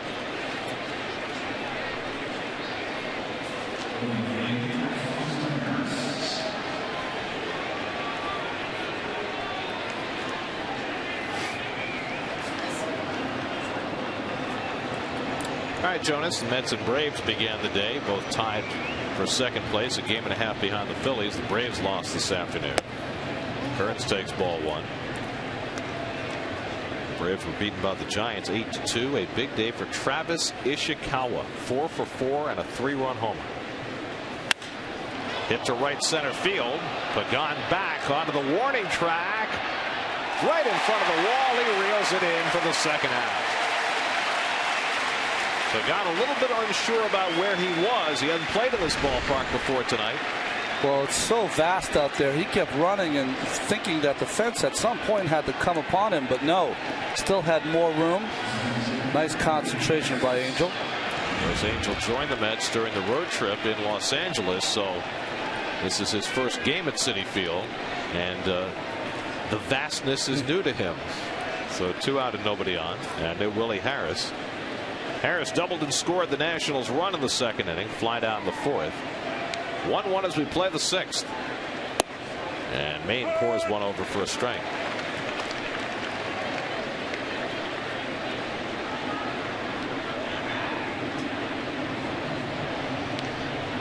Maine about to throw his 90th pitch. 1-1 to Harris. There have been days when John has gotten into the fifth inning and been threatening 100 pitches, so it's always encouraging when he can get to this point in the game with this few pitches. Big out here, though. If he can get through this out, it might allow him to pitch them to the seventh. He'd have the lower third coming up if that were the case. 2-1 now to Harris.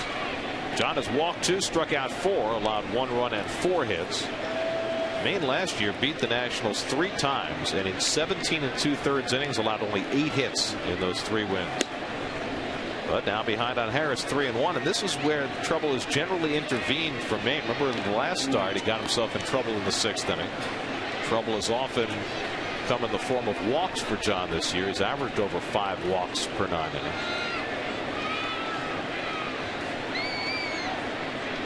3-1, and he walked him. And John kicking at the mound, very upset with himself. His 3rd walk of the night. Easier said than done, but that bat is gone. Just get back on the mound and get Mr. Hernandez here. He is still stewing.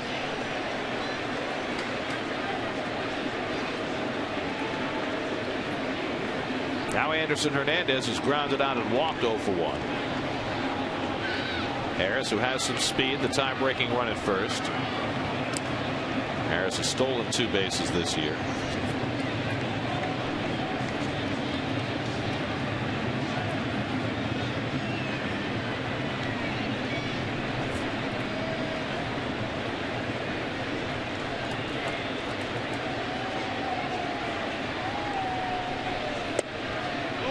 Ball 1 to Hernandez.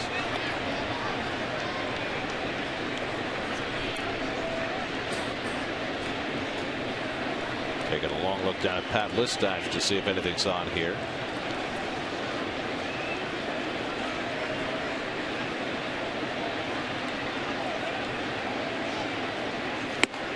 Chases high fastball, and it's 1-1.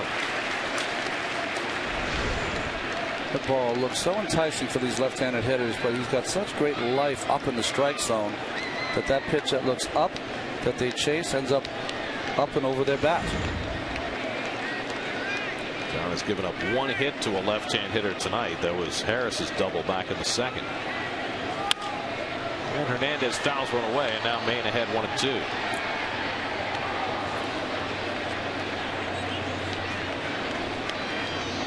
It has been a lively crowd tonight on this holiday Monday.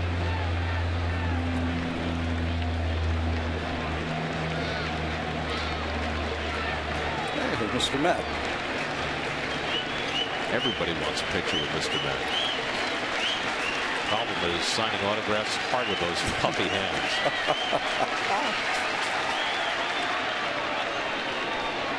You know, it's funny here at City, I don't see Mr. Met as much because it's, you know, there's more places for him to walk and greet the fans that we don't normally see. He used to do a lot of that in the stands at Shea Stadium. Now he's mostly behind the stand at Citi Field.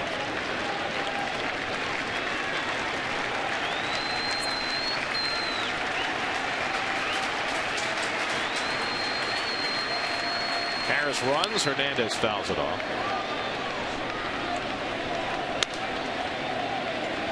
Now that's cute.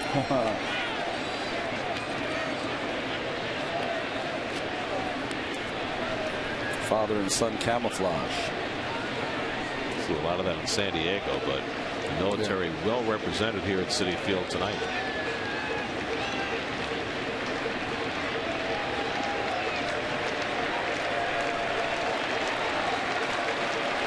Harris was running on the last pitch. Not this time, and Hernandez hits it right to Martinez, who makes the unassisted play to end the inning. So Maine is through 6. Mets come up in the bottom of the 6th with the big hitters coming up. Tied at 1.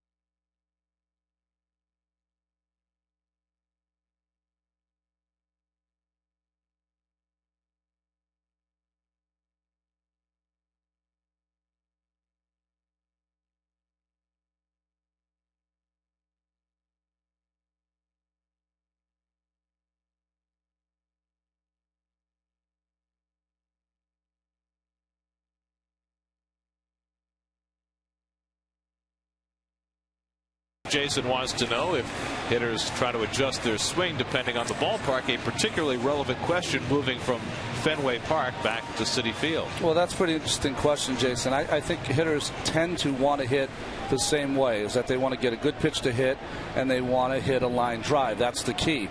That being said, if you're playing in a ballpark, maybe like the ballpark in Philadelphia, you might say to yourself, if you're a left-handed hitter, you know what, I'm not afraid to go the other way because I can hit the ball out of the ballpark.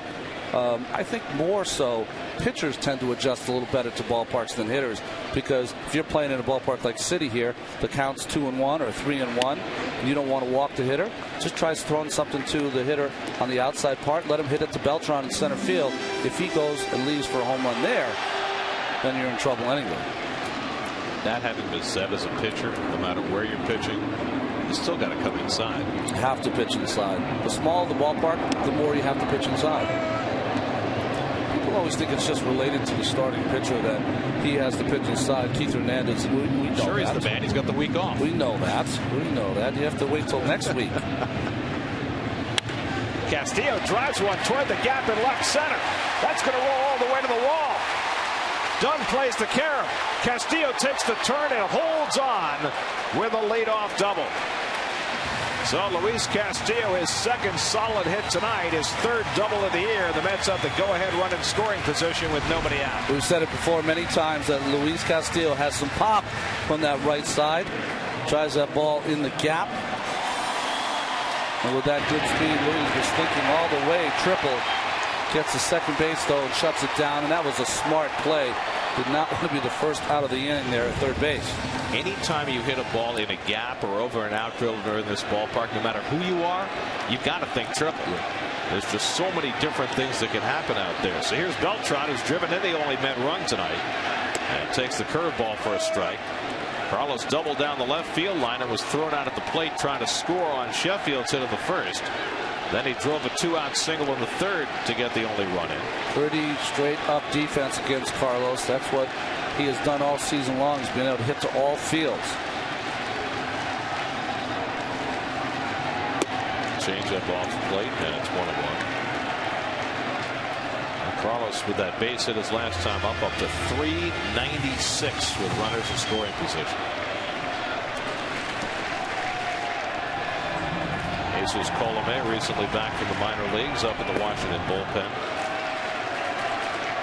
And just saying the word bullpen makes Manny Acta's indigestion act up. Their bullpen has been flat out horrible all year, and they've changed players on numerous occasions to try and get it better.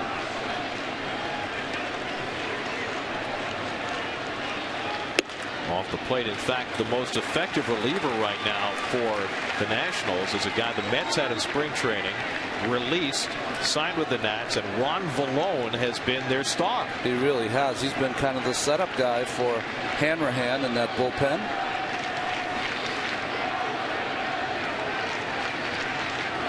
The Nats bullpen ERA is 6.22. They have 13 blown saves in a quarter of the season. 2-1. Beltran fouls it away. 2-2. Well, both of these pitches inside. Nice job pulling that one down the line by Carlos for the hitting opening double. And then again, just line drives off his bat all season long to drive in the only run for the Mets this evening.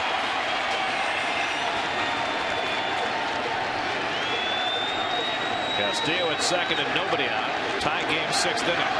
And Beltran lays off. Nieves blocks it. It's 3-2. Little slider, curveball down in the strike zone. Good job by the catcher Nieves. There's that 5-ball.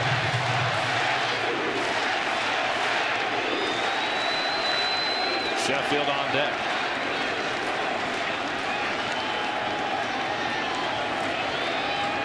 Three-2 to Beltran. Curveball high, ball 4, and the Mets have 2 men on. Third walk for Lannon. Well, there's Jim Riggleman on the right, the bench coach for Manny Acta, telling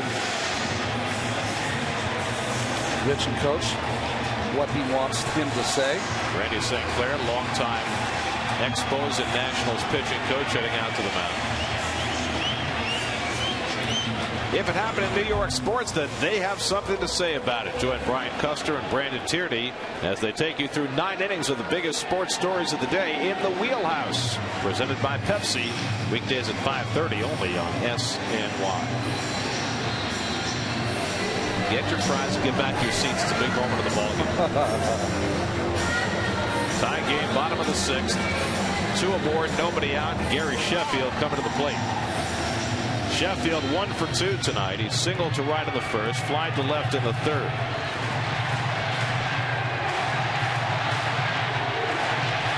Castillo a double, Beltran a walk to start this bottom of the 6th.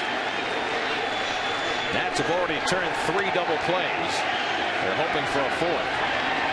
Sheffield drives one, deep left field. That goes Dunn, looking up near the wall, and it's off the fence. No, it's out of here. It's called a home run.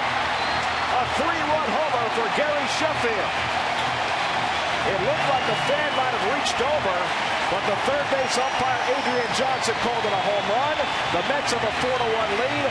Manny Acta is out to argue it, and maybe for our 3rd straight game that we're going to get a video review.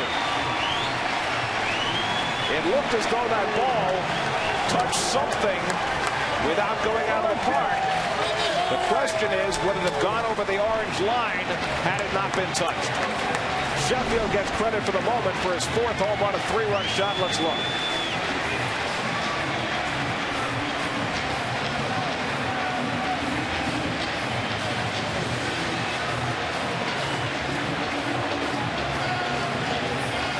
that ball coming down, and the question is, would it have cleared the orange line had the fan not touched the ball?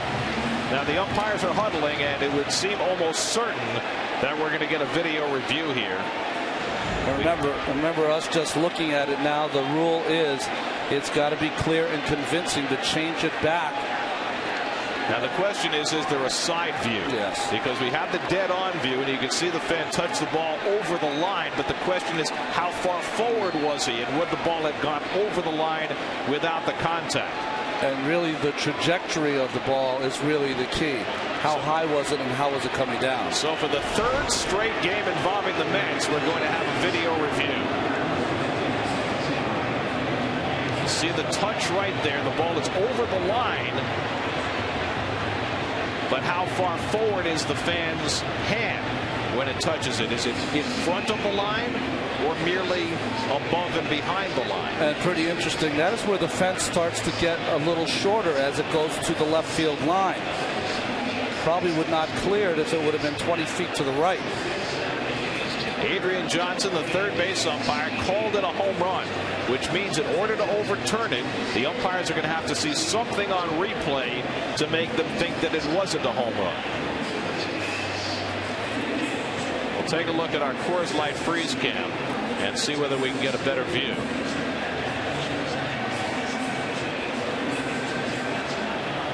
Going to blow it up and give you the freeze cam. There's the touch right there above the line. Right there. Boy, that's really hard to tell, and it's a tough call. And I think that if that's the only view they get, that will be a 3-run home run. It's got to be. I mean, if there's no other view, if there's no side view, because that's the only way you can possibly tell. If you can view it from the corner or from center field, then you can see whether the fan had the glove in front of the fence, in front of that line. But I think you're right, Ronnie. I think they're going to have to uphold it, and that'll be 3 straight days that the video review would have gone in favor of the Mets. Well, it's pretty funny. Jerry was talking to the first base umpire, Dan Iasonia, and he saw him mouth the words, "This is our 3rd day in a row we've had this." Saturday night in Boston, 2 out in the 9th inning. Omir Santos hit one that cleared the line at Fenway Park, but was originally ruled in play, but was overturned on video review and called a 2-run homer. Yesterday, Kevin Youkilis hit a ball down the left field line at Fenway that was ruled a foul ball. Video review confirmed foul ball because they didn't have any clear and convincing evidence to rule otherwise. Now here, this one touched by a fan, ruled a 3-run homer for Gary Sheffield, and now the 3 of the 4 umpires are in the video review room and checking out all the replays to see if there's anything that will change that call.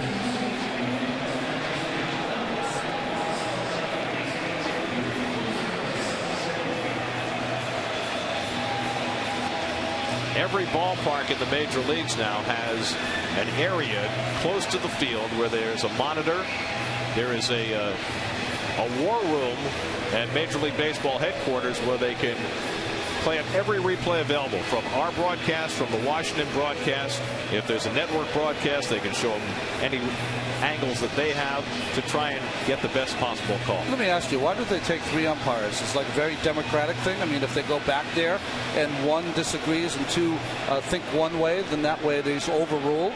That's a really interesting question. It's probably like a jury room, but I don't know if you need a unanimous decision or if 2-1 carries the day. Only 3 angry men. That's right. If you had 4 umpires there, you could have a tie. That's right. And then you could be sequestered all day. You might have a hung jury. Have to have a do-over. Well, you know, what gets lost in this, if Sheffield has the 3-run home run, is that Lannon's been pounding him in all night. You saw Larry Vanover calling that fastball in, strike after strike after strike. And the veteran that Sheffield is, you can't go to the well too often against these veteran hitters. He was looking in and then delivered that line drive. Well, Lannon had been standing around on the mound. He is now walking off toward the Nationals dugout to sit down while the rest of the Nationals players hang out on the field, or at least Lannon getting a drink. This is the longest of the 3 reviews. You know, Gary, the only problem you have now when it's called a home run, if it were to be changed, is that this is the common problem for the umpires. Where do all the runners go? If that ball's off the wall, at least 1 run scores, but Yeah, you probably rule it second and third. A double 2 bases for everybody. Yeah, you're right. That is a problem. Also, you'd have 40,000 angry people here. That, of course, is not on the umpires' minds as they continue to look. In the NFL, you can see the referee underneath the hood on the field, so you know when he's done. Here we just have to wait for the umpires to emerge from the tunnel that is behind the third base dugout. And listen, for us, we saw it, what, half dozen times, and it wasn't clear and convincing to us that it went over the wall without touching the fan before. And that's, I'm sure, what they're looking at right now. But again, to let you people know at home, it has been called a 3-run home run, so there's going to have to be clear and convincing evidence to change it to a ground rule double, let's say. The goal of this was to have every video review completed within 2 minutes. We've gone beyond that here clearly tonight. Video replay was instituted late last season after a number of very controversial calls. And again, it only covers boundary calls involving home runs, fair or foul, over the wall, not over the wall, which is proper because, let's face it, umpires are calling those plays from so far away and in stadiums where, just like here at Citi Field now, you've got fans who can reach into the field of play and interfere, or where there are complicated outfield fence designs that make it more difficult to make those calls. My favorite part of this, though, is when the umpires come back and you're waiting for that call. Sometimes they'll milk it and give you the right call. We'll see. Well, Larry Vanover is the crew chief, and he has gone down the tunnel along with Sam Holbrook and Adrian Johnson. It's been about 6 minutes now that they've been looking, and again, we don't know what other angles they might be seeing. Now the umpires are coming out, and it's a home run. So Sheffield's 3-run homer is upheld on video review. Gary gets congratulations. His first multiple RBI game with the Mets. 3 runs on one swing of the bat, and here it is again.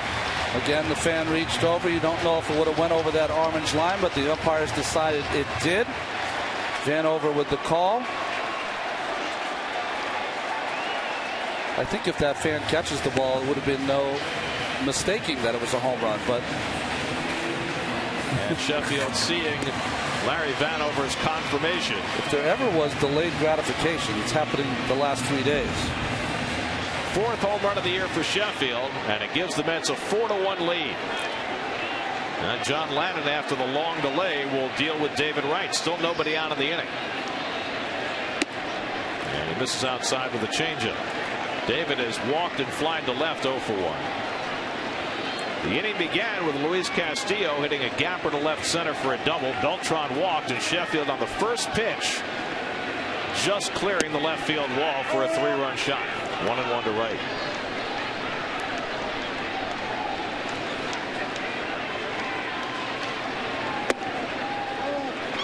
Well, Sheffield had the last Met home run at Citi Field on the last homestand.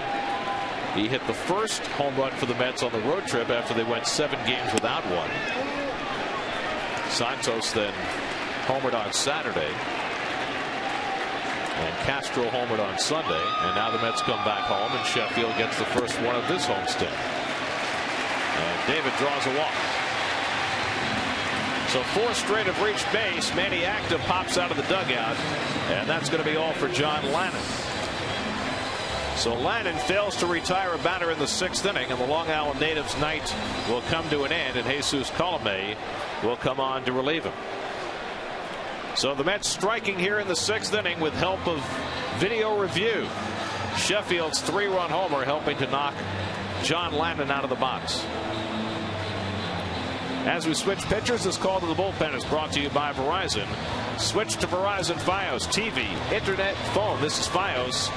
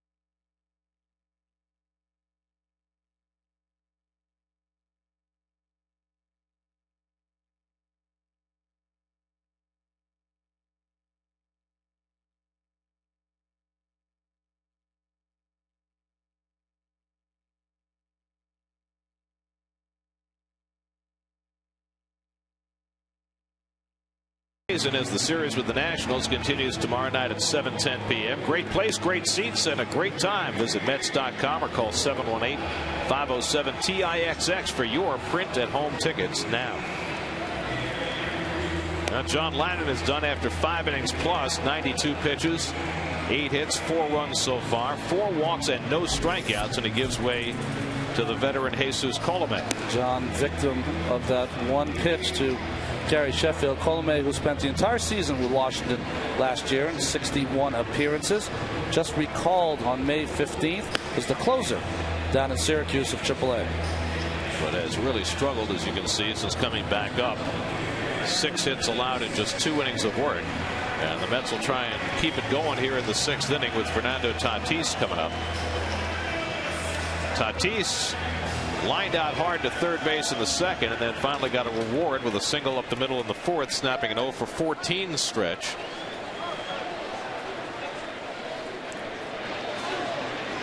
Four straight have reached base to start the inning.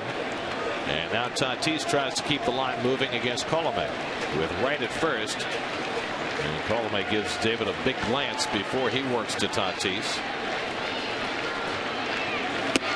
That's an important thing for a pitcher, right? Coming into a game, you want to let that base runner know at least you're aware of him. Yes, well, absolutely. Colome, who really takes his time going to the plate. This is a nice chance for David maybe to swipe it back, try to add on to this lead that the Mets have. David has 10 steals this year, has been caught 7 times, the most in the league.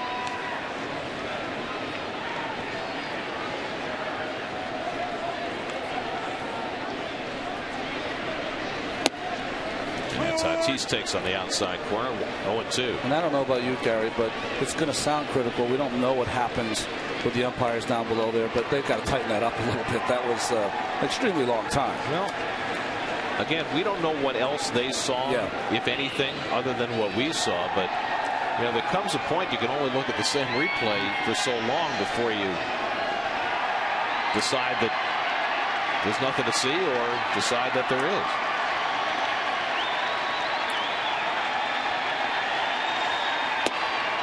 And the slider gets Tatis for the first out of the inning. First strikeout for Nationals pitching tonight. Well, good slider here from Colome, right on that outside corner. And I don't want to sound like a broken record, but they've said it now 3 days in a row.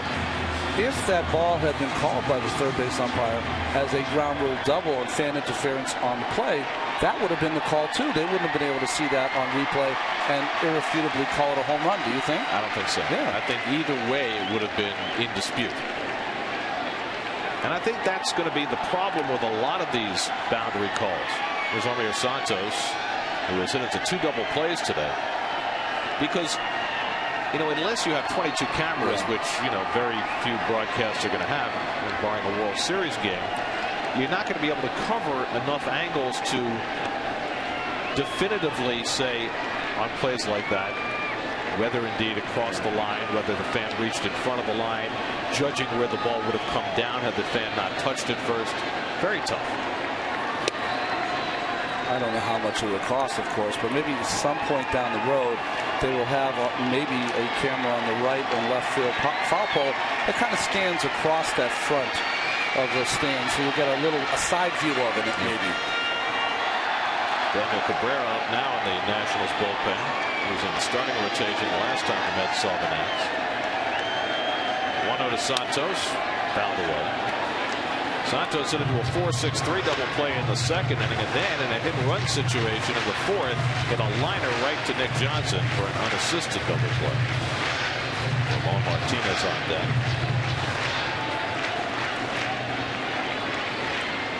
Santos making his 18th start tonight.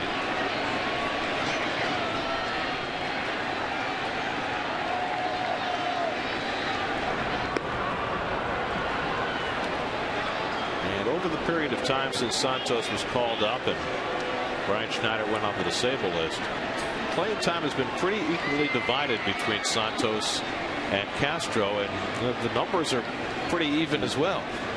Yeah, Ramon's doing a little better job throwing out the would-be base stealers, but yes, very, very close. Castro with a couple of hits in yesterday's game, so this competition is making both these play better. And while Castro is throwing better, Santos has clearly been better in other areas of the defensive game, blocking balls and the like. Nimbler, I think would be the word.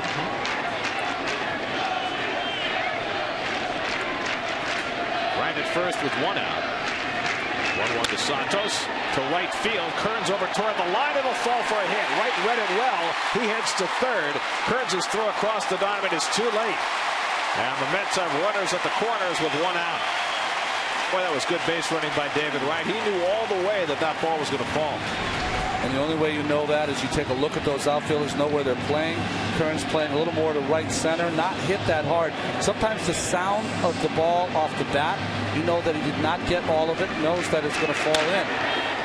He knows he got that off the end, a little peak, and then proceeds to third. And you're always sprinting when Kearns is playing because of that good arm. He's already picked up an outfield assist tonight. So Santos has his first hit of the game. The Mets' third hit of the inning. And now Ramon Martinez, who's 0 for 2, lined out to center, grounded out to second.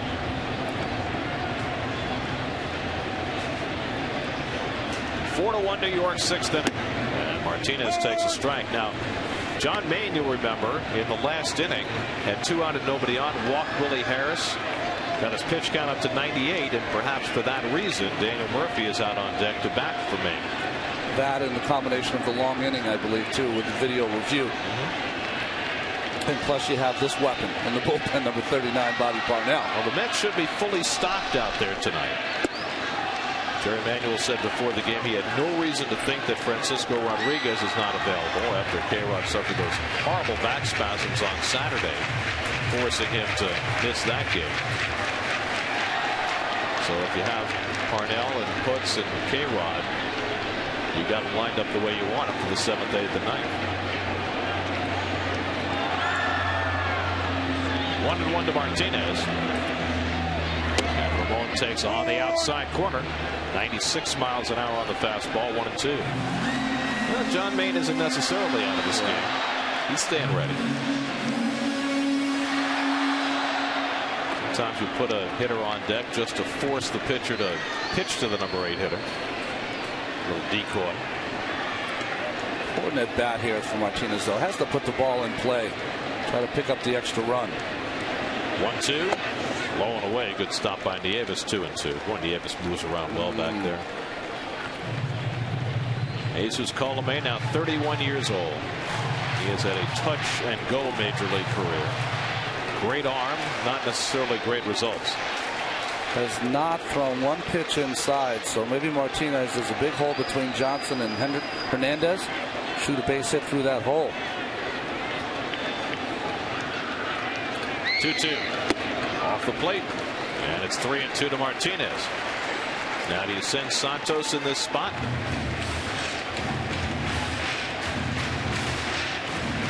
I send Santos in this spot. 4-1 lead. You got to run a 3. Get those infielders moving. Try to catch Martinez, maybe a space to get a base hit, or even more importantly, take away that double play. That's hit into 3 double plays already tonight. 3-2 to Ramon Martinez. Santos runs. Martinez hits it in the air to left field. Dunn is there. Wright tagging at third. And Wright can walk on home as Dunn's throw goes to second. Sacrifice fly and a run batted in for Ramon Martinez. Nicely done by Ramon. They get the 4th run of the inning home, and it's 5-1 New York. Outstanding at bat by Ramon Martinez. A real professional at bat. Has had a tough pitch there, but he really shortened up his swing and just tried to really play pepper. Put the ball in play. And got enough of it to get it deep to left field. Attention to detail, all the little things you want to do as a team offensively. Nice job by Martinez. Well, Daniel Murphy will pinch hit for John Maine. So John is done after 6 innings, having allowed just 1 run and 4 hits, 3 walks, 4 strikeouts, and you can take the helmet off now, John. He's still stewing. Murphy, the 8th man up in the inning, and he takes low and inside, ball 1. I didn't know you had that much power, Gary. I think he was just taking his time. he would have gotten there anyway. But a job well done by Maine tonight. And now the Mets have gotten him a lead. Murphy lifts one to shallow center field. Hernandez and Guzman, and Hernandez losing his cap and making the catch to end the inning. But the Mets sent 8 men to bat. They score 4 runs. It took them a long time for the first 3 to count as Sheffield hit one deep, and ultimately it was ruled a 3-1 homer. Sheffield is 4th of the year, and for the Mets a 5-1.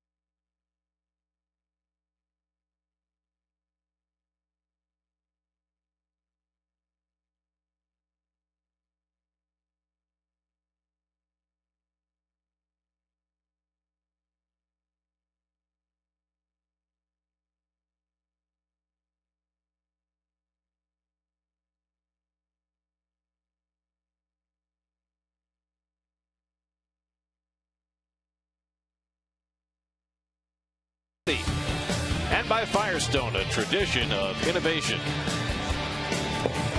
Time for your high-speed pitch for the starters, presented by AT NYN. Switch to the nation's fastest 3G network. Your world delivered. Maine topping out at 93, Lannon at 91. They are both done for the night. And in for the Mets to pitch the 7th inning is Bobby 100, Bobby Parnell. Boy, he was impressive, wasn't he, in Fenway Park, throwing 100 miles an hour. But more impressive to me, this young man has come in and thrown strikes. Very aggressive. No fear when he comes in so far this season. Willie Avis will lead off in the 7th inning. Then Justin Maxwell has come out on deck to bat for the pitcher, followed by Christian Guzman. There's Maxwell, who's played some center field the last few days for the Nats. Nieves is 2 for 2. And he takes up an in from Parnell at nearly 94.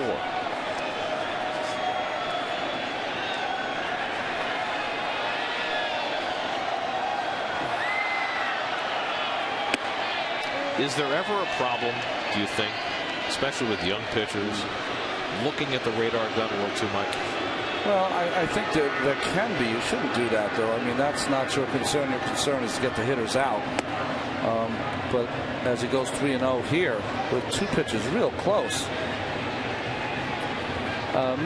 you shouldn't ever get concerned about how hard you're throwing. It's whether you're getting people out or not. But I know it's very seductive to look up there and see 100 miles an hour and try to throw it even harder.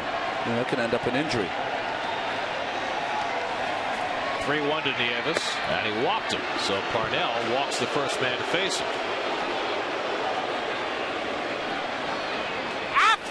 Here's our Aflac trivia question for tonight. Who's the only player to win the batting title in his first 2 full seasons? Full season. Interesting. I'll let you mull over that one. We'll be mulling too. I don't think we're getting this one. No. So now Justin Maxwell to pinch hit. He's been struggling with the bat, hitting just 176 since coming up. And Maxwell takes the fastball in tight, 1-0. Justin Maxwell made an incredible catch in center field the other day for the Nats. Full stride, reaching over the fence to take a home run away.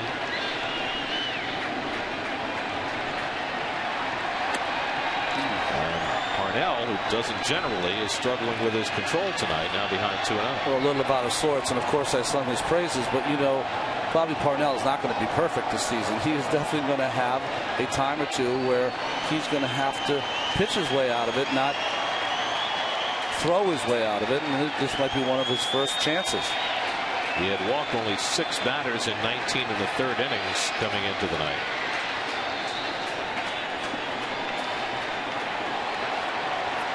With a 4-run lead, there's no way Maxwell can be swinging at this pitch. You just want to groove it right down the middle. And it's ball 3.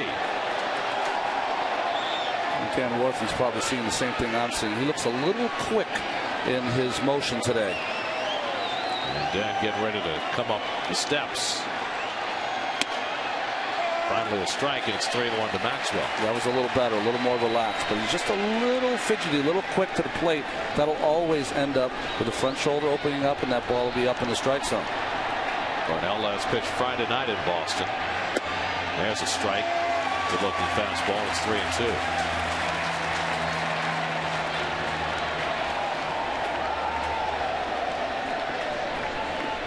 Maybe we can save Dan a trip here with one more strike.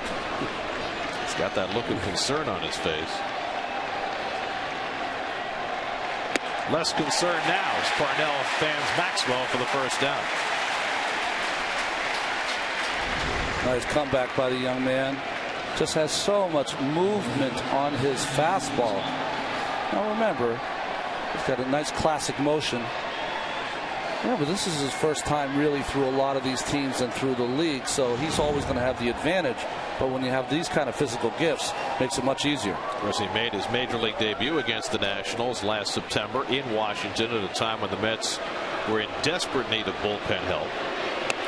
And he coolly went out there and threw a 1-2-3 inning, his first game at Nationals Park, and it was like a breath of fresh air because the Mets were having trouble getting that from anybody in their pen at that time. They're going to send Tatis behind the runner. I think that's a good move. Nowhere for Nieves to go. Daniel Cabrera up in the Washington bullpen. He's been very lightly used since being moved out there from the rotation. Guzman is 0 for 3 tonight. Grounded out and flied out twice. And he takes a strike. Well, Bobby threw all fastballs in his outing in Boston, and so far he's done the same here tonight. It was 2 outings ago, I believe it was in Los Angeles, that he showed a wicked slider. So he does have that in his arsenal. Line right field, base hit for Guzman. His first hit of the night. Bobbled around there by Pagan, but no advance. So Parnell throws his first slider, and it results in a base hit. And the Nats have 2 men on. So the slider down and into a left-hander, we've said it many times. If it's a strike, that's right in their lane. Guzman with a nice swing. Dan Worthen coming out to talk to the young man, Parnell. So the Nats in a spot after giving up the 4 in the bottom of the 6th, where one more base runner they could get the tying run to the plate. They've got their big hitters coming up, Johnson, Zimmerman, and Dunn. And so Pedro Feliciano is going to get ready with an eye toward Dunn, who's a couple of batters away. Now the smaller hitters that were up there were definitely taking a strike from Bobby Parnell, but now that they've got a couple runners on, Johnson has enough power to hit the ball at the ballpark. Now you have to be a little more careful with that first pitch fastball. Johnson might be ready. Johnson, you'll remember, hit a home run down the left field line here at Citi Field the first time the Nats were in. It's off Santana, wasn't it? Yep. Nick with 4 home runs on the year. He's 0 for 2 tonight through a walk back in the first inning.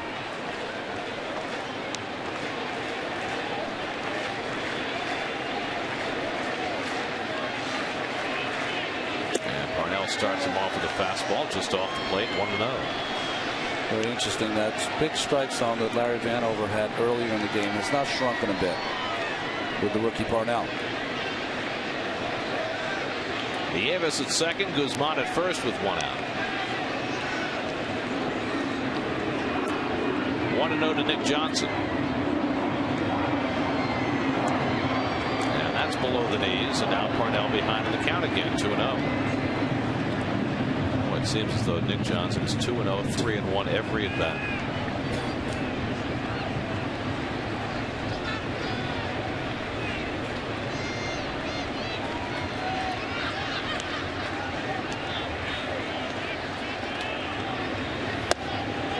And now it's 3-0.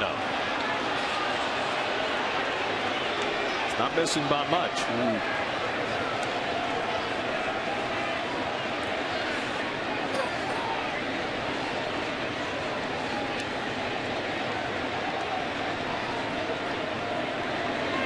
And he walked him on 4 pitches, and the bases are loaded, and the Nationals will get the tying run to the plate with Ryan Zimmerman coming up. Well, you figure Parnell gets one more batter here with the right-hand hitter coming up. Then you've got Dunn behind him and Feliciano ready in the bullpen. Well, this is the problem that this Washington team presents. Now, you say to yourself, they're 13-30. What problems could they present? Well, the problem they present is they've got some real good power in the middle of that lineup. And if you make some mistakes by walking hitters in front of these big bombers, one of them can catch a pitch and get themselves right back in the ballgame. The Nationals have hit 51 home runs. The Mets with Sheffield tonight have hit 30. So it gives you an idea just the kind of power that the Nationals have. They have scored more runs this year than the Mets have, despite the fact that they're 13-30. That's been mostly on their bullpen. So now bases loaded, 1 out. Zimmerman the tying run at the plate in a 5-1 game. Zimmerman 1 for 3 tonight. And Parnell throws a slider to start him off and has Zimmerman chasing. Boy, what a smart pitch there by Parnell. Zimmerman trying to jump on that first pitch fastball, did not get it. We've seen the slider from Parnell much more effective against the right-handed hitter. So JJ puts up in the bullpen next to Feliciano if necessary. Jerry will bring puts in the 7th. Bases loaded, 1 out. And Zimmerman lays off that slider. It's 1-1. So Bobby Parnell running into some difficulty here in the 7th and having to get out a hot hitter with the big bopper on deck.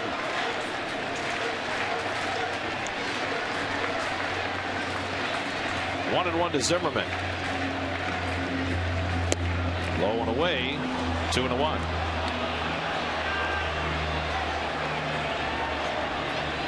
Nieves is on third. He walked. Guzman at second. He singled. Johnson at first. He walked. 1 out of the inning. To Parnell, you just want to execute a ball down and away for a strike. Maybe Zimmerman, trying to get big, will try to pull the ball, and that's where you can get a double play. 2-1. Slider fouled off the right side. And so Parnell gets back even. Boy, that's a good pitch, right? 2-1. It's got to be a fastball. No, it isn't. Funny swing there by Zimmerman.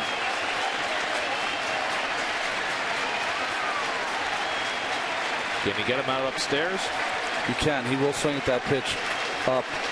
Nice pitch for Parnell, maybe to let it go. One of those 97, 98 mile an hour fastballs. Buried it low and away. 98. You have the velocity, but not the location. Now it's 3-2. So a patient at bat for Zimmerman. It's an anxious moment and an anxious hand for Bobby Parnell.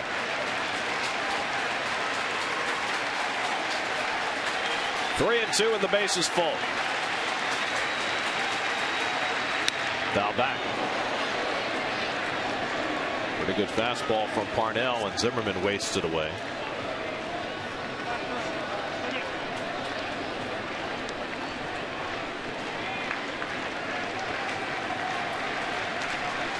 It's like the tumbler of a safe, isn't it?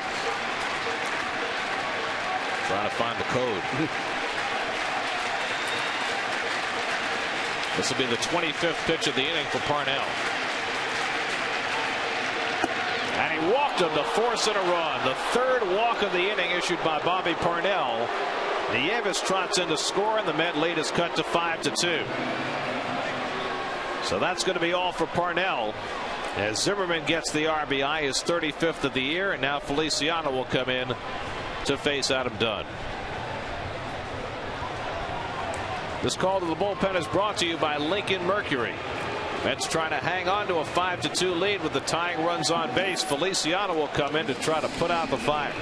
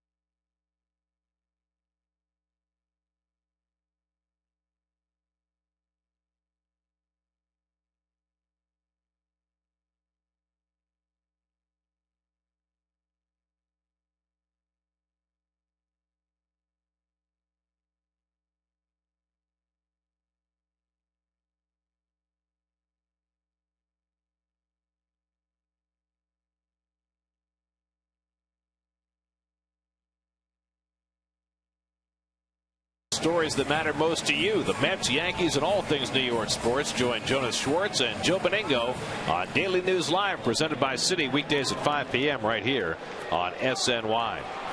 Tough outing for Bobby Parnell. 3 walks and a base hit have produced a run.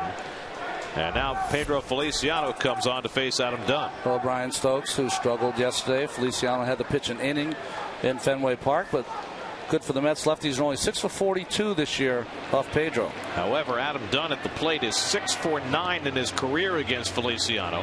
Dunn had a grand slam yesterday, and he takes a slider for a strike. 0-1.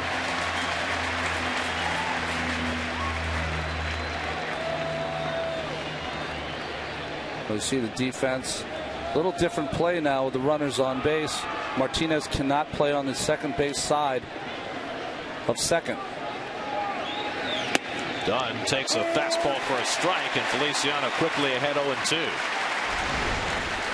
It's almost like he quick pitched him here. He was not ready for that fastball from Feliciano.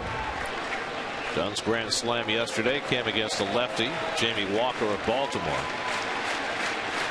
But Feliciano now has him 0-2 with Kearns on deck. Hit in the air to center field, not very deep.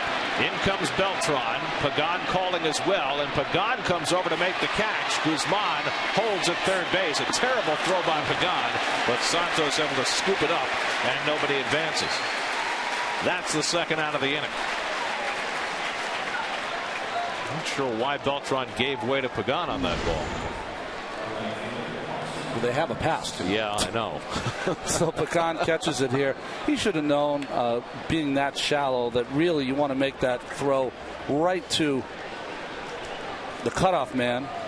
See the runners go back. Guzman's thinking about it, but it's getting shallower and shallower, and then he can't take a chance of trying to score 3 runs down. Well, that'll be the only man Feliciano faces.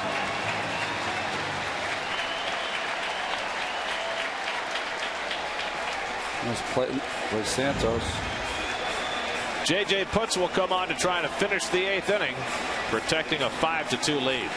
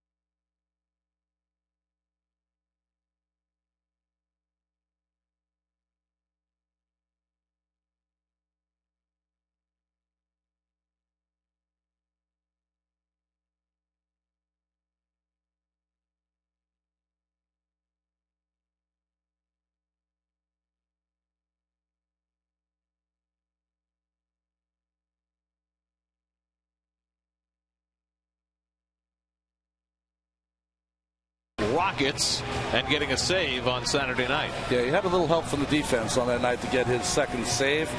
Here with the bases loaded to get Kearns, puts a high fastball thrower. Kearns, a notorious high fastball hitter. A run is in, bases loaded, 2 out. Feliciano did his job getting Adam Dunn. Now Putz's job is to get Kearns and presumably pitch the 8th inning as well. Guzman at third, Johnson at second, Zimmerman at first with 2 out. 5-2 New York, 7th inning. Kearns is 0 for 3 tonight. And Putz throws the fastball inside, ball 1. Kearns last time up drove Pagan back to the warning track in right center field with a deep fly ball. It's been a rough go for Kearns, hitting just .217. Swing and a miss. Challenged him with a fastball, 1-1. Well, JJ threw this ball right by Kearns. It was a little late. Remember, they don't have any history against each other in a major league game. Advantage, JJ Putz. Daniel Cabrera getting ready in the Washington bullpen to pitch the bottom of the 7th. And Kearns checks his swing. They check it first. No swing, says Dan Iasonia. 2-1.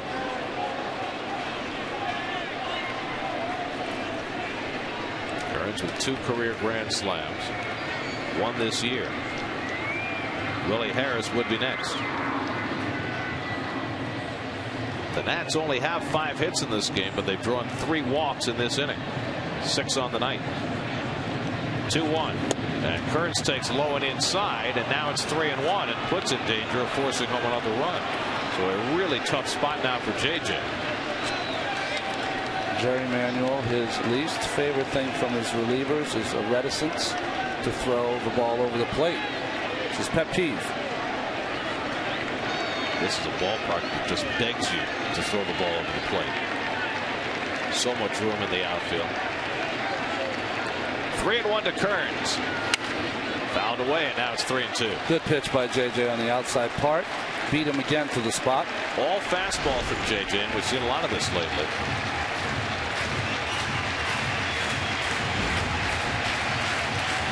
Kearns is taking a swing like he wants to hit a home run, right?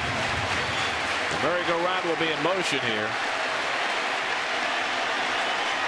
Guzman, Johnson, and Zimmerman will be running with 3-2 and 2 down.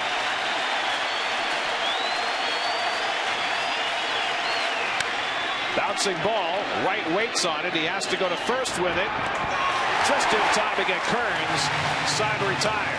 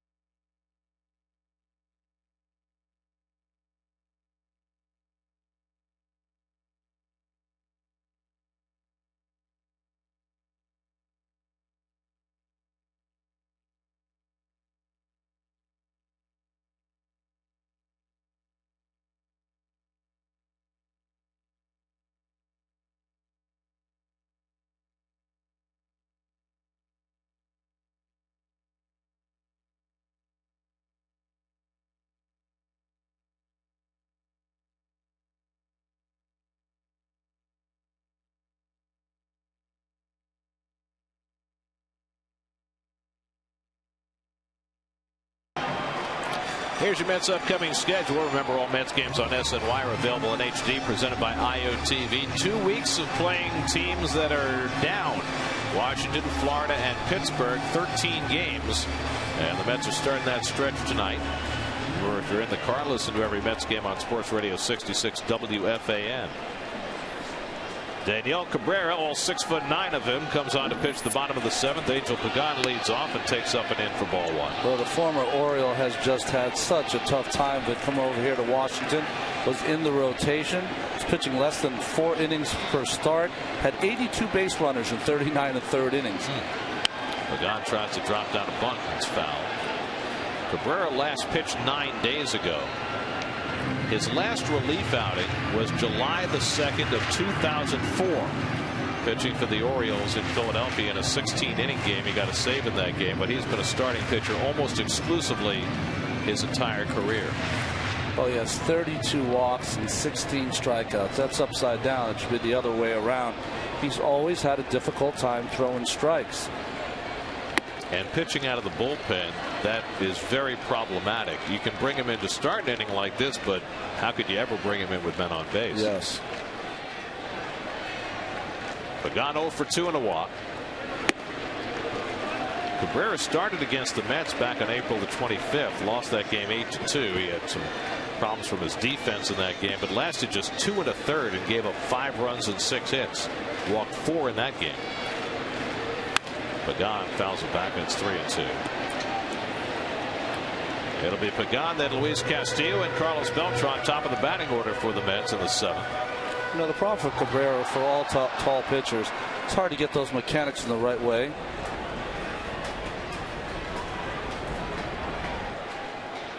Who was that hiding beyond the fence? Ball 4, and Pagan is on.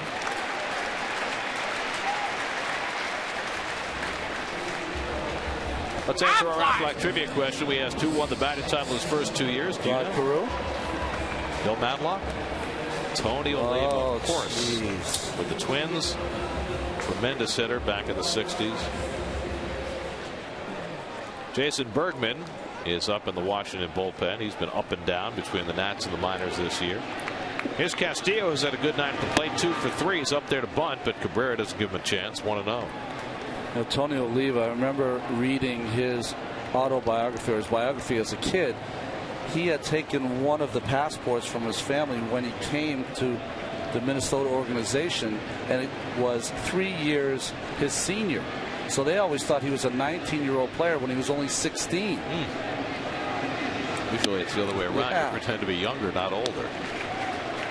Now Cabrera, true to form, has come in and had trouble throwing strikes.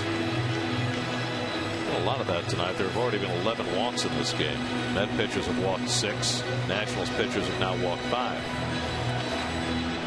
Razor Shines may well be telling Louis, look, we're not laying down a bunt until he throws a strike. Yes.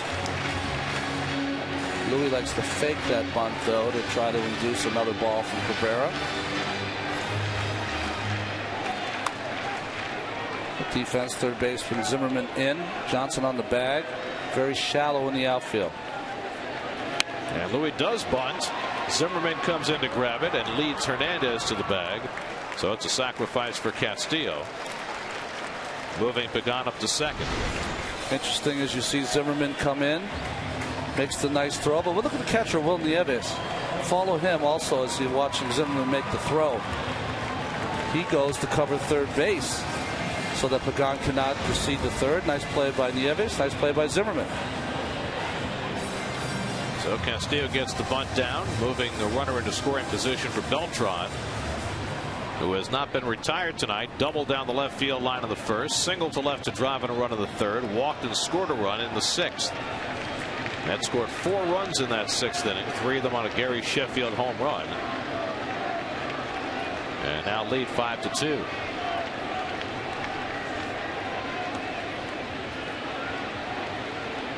Beltran batting left-handed for the first time tonight. Takes high. They've gone to the 9th in Philadelphia. Marlins lead the Phillies 5-3 despite 2 Ryan Howard home runs tonight.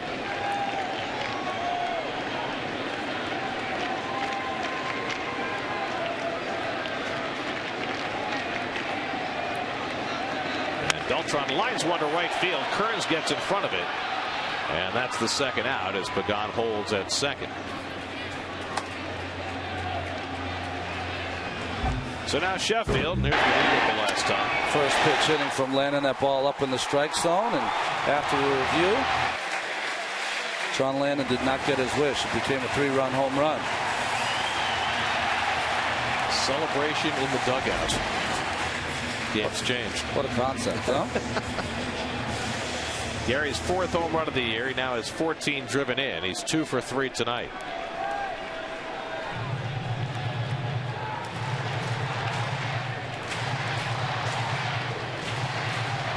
Wonder what we're going to see reviewed tomorrow. We mentioned the Marlins up 5-3 on the Phillies in the 9th.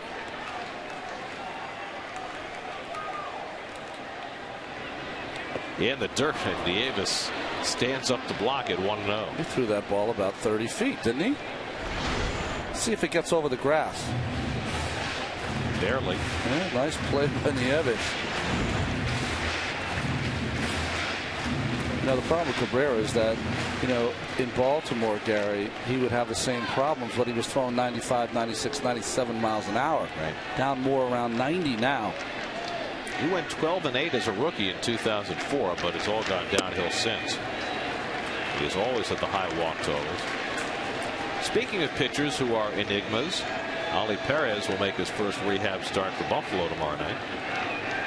It's going to be interesting to see how that goes. Well, I know we're going to get cooler weather here. I wonder if they'll get the same in Buffalo. Might be snow. That's right.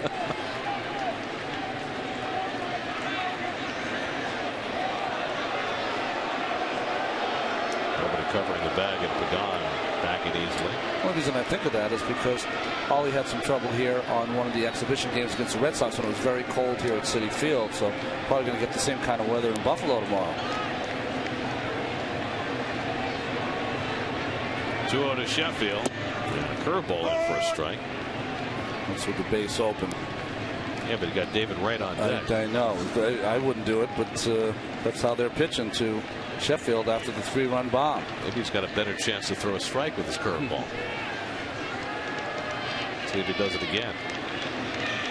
And he does. Curveball for a strike, 2-2.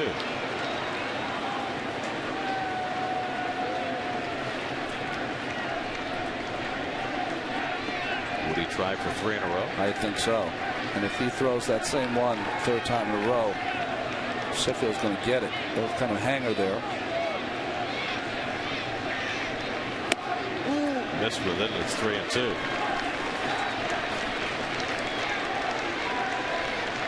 We're now 27 years old. That will turn 28 this week.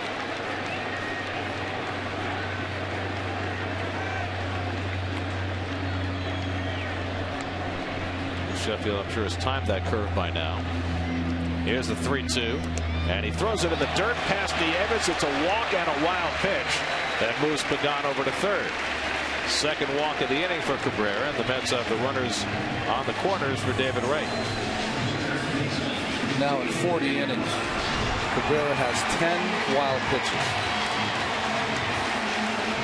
Wow. Nothing Nieves could do about that one. So a chance for David Wright to add to the Mets lead. David has walked twice tonight, flied out 0 for 1. And after his raging hot streak, David has just 1 hit in his last 10 at bats. He had a stretch where he was on base 28 out of 36 plate appearances. That's just amazing. And he takes the first pitch high to ball 1. Mets are 3 for 5 with runners in scoring position tonight. They got a big 2-out hit from Beltran in the 3rd to plate the first run.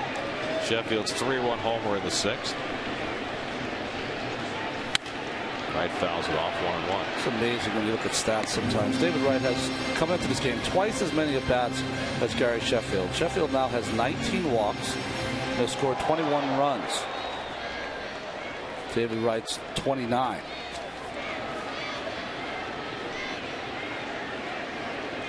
See what David has done since the calendar turned. He'll want it to be May all year. 1-1 in tight 2-1. That does not make him Dave Winfield, by the way. No. That's funny. If you remember George Steinbrenner in a twist on Reggie Jackson's nickname, called Dave Winfield Mr. May. 2-1, and Wright takes a letter high strike. 2-2. And you're right, Ronnie. Cabrera is not throwing hard at all. Yeah. I mean, he used to be one of the hardest throwers in baseball. Certainly got leverage. At 6'9".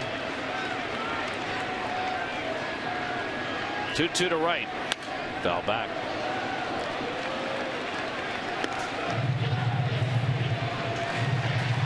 Pagan is on third. Sheffield at first with 2 down. 5-2 New York, bottom of the 7th. Well, Nieves just got away from that breaking ball. I wonder if he has because Pagan's on third base.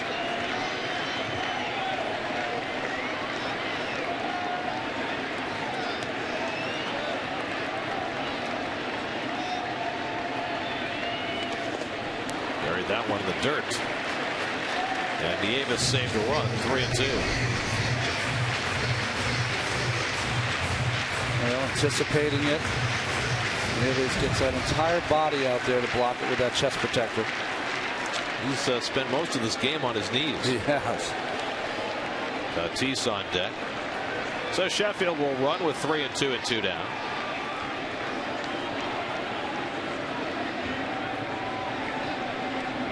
And Wright lines one, foul. Low bridging Pagan as he did.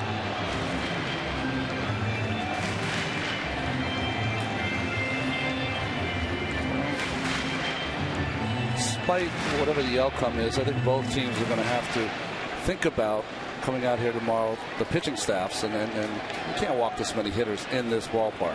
Each side has walked 6. This will be the 8th pitch of the at bat from Cabrera to Wright.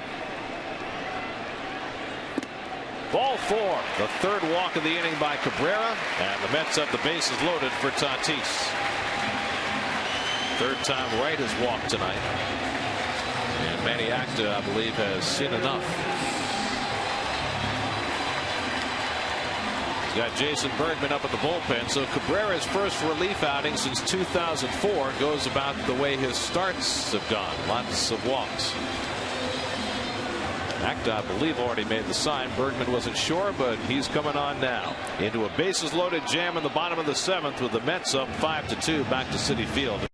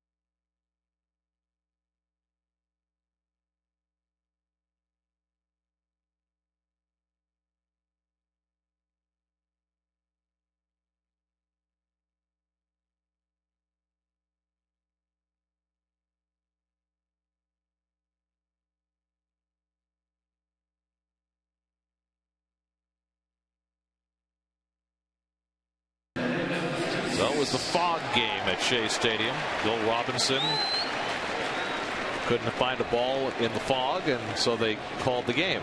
Robbie was playing for the Pirates at the time. Jason Bergman, the Rutgers product, comes on to pitch for the Nats. Well, Bergman appeared in 12 games in Syracuse in AAA, just called up recently. See his numbers so far. He's had some walks too. Won't work here with the bases loaded. Tatis, who already has a grand slam this year, takes ball one. Fernando is 1 for 3. Have a rather amazing game going in Cleveland right now. We'll tell you about in a second.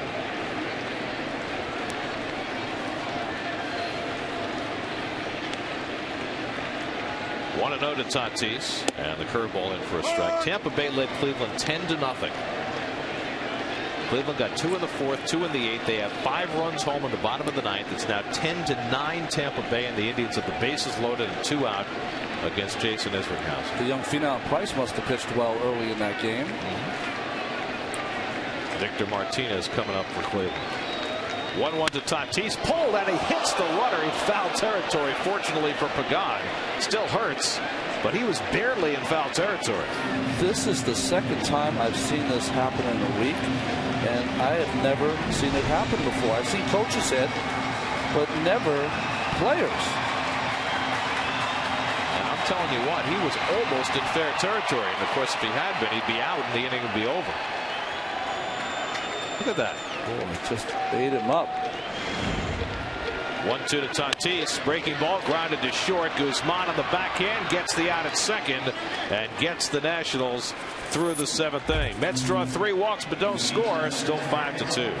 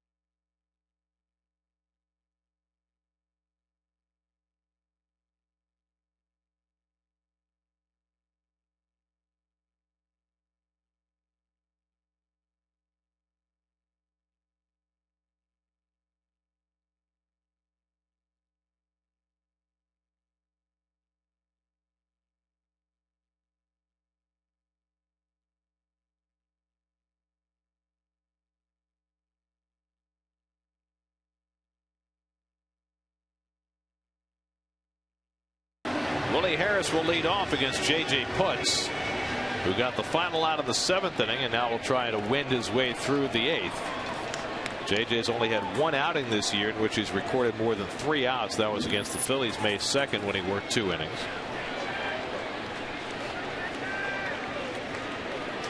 Willie Harris 1 for 2 and a walk, and he takes high for ball 1. Harris doubled and scored the first Nationals run back in the 2nd inning. Anderson Hernandez on deck, and then Will Nieves in the top of the 8th. The Mets 5 runs 9 hits. The Nationals 2 runs 5 hits. And Putz falls behind Harris 2-0.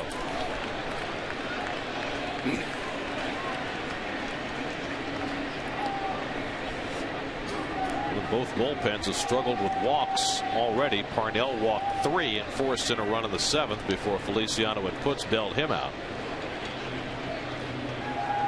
And now Putz is behind on Harris 3-0.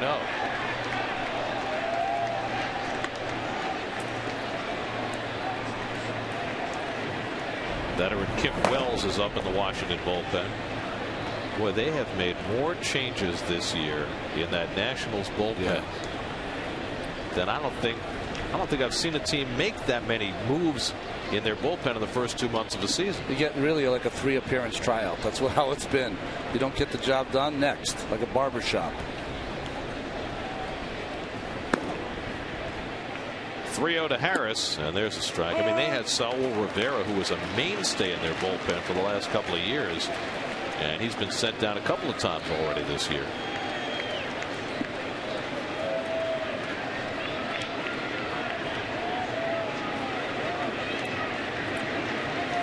And Putz walks Harris to start the 8th inning. So Putz immediately in trouble. Let's check in with the studio. Jonas Schwartz is by with the New York State Smokers Quit Line game break.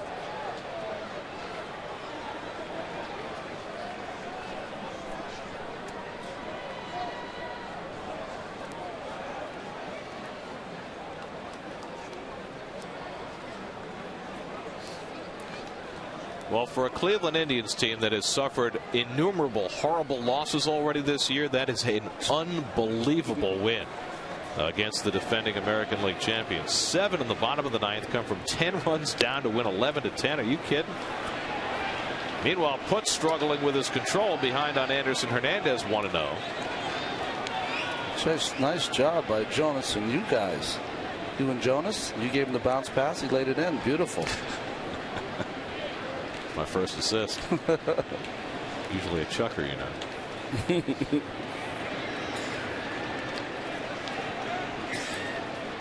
Putz just needs to throw a strike against a light hitter Hernandez, and he does so. Lays it in there 1-1. That's got to be the comeback of the year, right? Oh man. But it's a comeback of the year because of how far they're down, this Cleveland team. You know, I'm sure there's been many games when they just lay down after 7 innings behind, but still fighting to the end. The runner goes, the pitch outside. Santos' throw well too late as Harris got a great jump and picks up his 3rd stolen base of the year. If you're going to run down by 3 runs in the 8th inning, you better have this big a jump and make it. Putz just concentrating on throwing the ball over the plate, not even thinking about Harris at first base as Dan Wortham comes out to give instructions. Well, the Mets bullpen is going to get busy again. Putz called upon in the 7th for a rarity, and so Takahashi and Green will both get up in case he needs help here in the 8th. You know, going back to Cleveland, if you're Mark Shapiro, the general manager, that is a sign to me that if you're wavering on keeping Eric Wedge or not, you keep him, because they're still fighting for that manager. You know, being down 10-0, still some fight left in those Indians. Well, certainly there's been plenty of speculation about Eric Wedge's job, but he is one of the bright young managers in Major League Baseball. 2-1 to Hernandez, and Putz misses high. A walk here would bring the tying run to the plate in a 5-2 game. Walks have been spreading like wildfire. Met pitchers have now walked 7. Nationals pitchers have walked 7. And remember, early in this game, Larry Vanover had a huge strike zone. These pitchers are missing by a lot, though. The 3-1, that's ball 4. So Putz has walked the first 2 in the 8th. And what's a manager to do? Jerry Manuel pacing around. We got Will Nieves coming up. Yesterday, when he brought Sean Green in relief of Tim Redding, Green threw 1 pitch and gave up a 2-run single that turned a lead into a deficit. Now he's got Green up in the 8th inning here, along with Takahashi. Now, Takahashi has actually been a lot more effective against right-hand hitters than he has against left-hand hitters. With that good changeup. So you got the right-hand hitting Nieves at the plate, and then Josh Willingham, another right-hand hitter, has come out on deck to bat for the pitcher. This has turned into a parade of bases on balls. This is a 2009 game looking like a 2008 game, isn't it? So now 1st and 2nd, nobody out. Nieves the tying run at the plate, and he takes a strike. And a sarcastic roar of approval from the 40,000 on hand.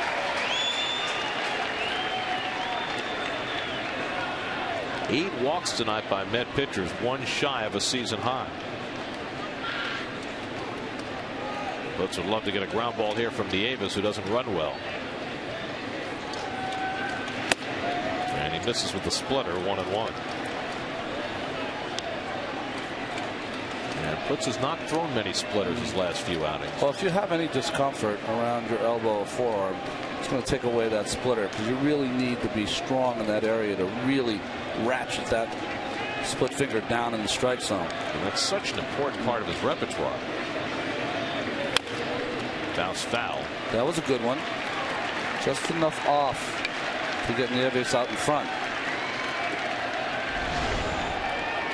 Watch that come out.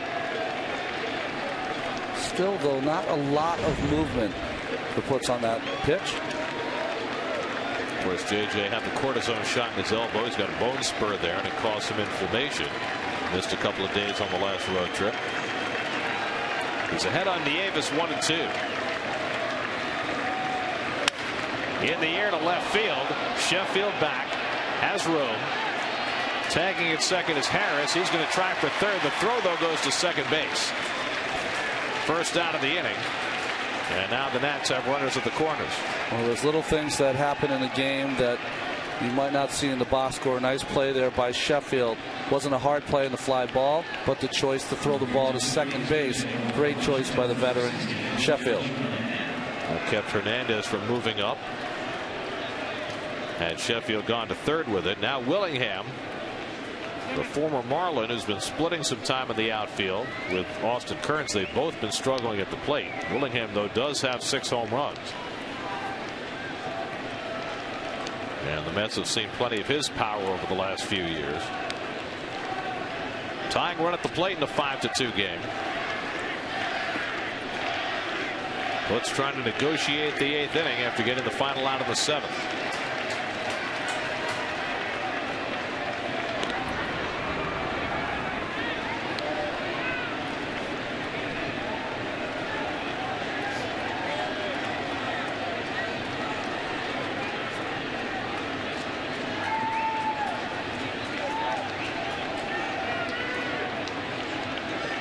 Putz has thrown 20 pitches, 12 balls, and only 8 strikes.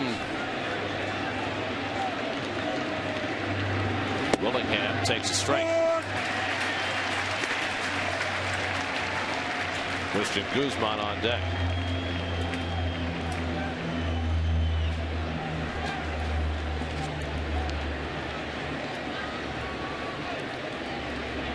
There's a split finger grip, and Willingham has always been a Met killer when he was with the Marlins. Let's see if that is transferable to Washington. 1-1 to Willingham, and all of a sudden Putz getting away from his fastball against a fastball hitter.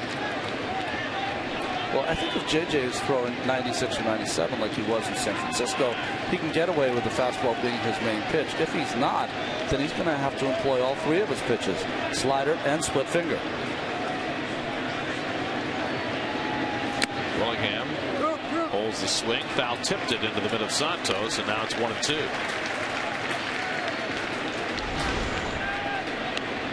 Puts in the Mets get a break here. This ball out of the strike zone. Looks like he checked his swing, but just ticked by Josh. Final in Philadelphia, the Marlins have beaten the Phillies 5-3. So if the Mets win tonight, they can get back within a half game of the Phils.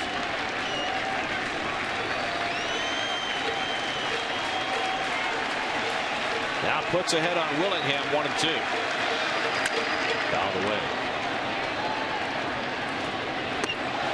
This was a nicely pitched, nicely paced game. John Maine and John Lanham, the starters, into the 6th inning. And ever since Sheffield hit the 3-run homer in the bottom of the 6th, which it feels like about 3 hours ago, the game has moved to an excruciating clip with relief pitchers on both sides walking the house. Jaron Manuel looking for an end to that trend from Putz. 1-2. Chopped foul.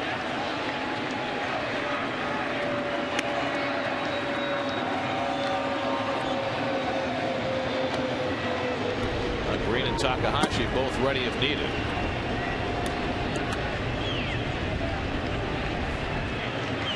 John Maine worked 6 innings tonight, allowed 1 run and 4 hits, walked 3, struck out 4. Parnell walked 3 and gave up a hit and a run. Feliciano got the only man to face him, and Putz got the last out in the 7th, and he's gotten 1 out so far in the 8th. But he's also walked a pair. 1-2. Struck him out. Putz fans Willingham 2 away.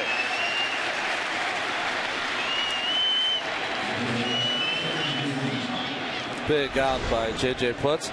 Breaking pitch that he leaves on the inside part of the strike zone. Just enough down movement to get past Willingham. Split finger. That splitter is not tumbling. Yeah. Kind of like a changeup. Looks like a changeup, exactly. He threw a good one on the 1-2 count. The one he fouled off. Yes. Yeah. So now Guzman is 1 for 4, single to right his last time up in the 7th. So Putz, after walking the first 2 in the inning, has gotten 2 outs, and Guzman fouls off the first pitch fastball. Nick Johnson waiting on deck.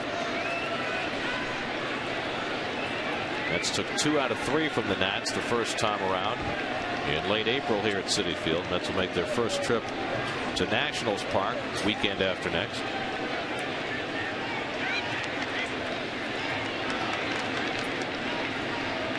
0-1 to Guzman.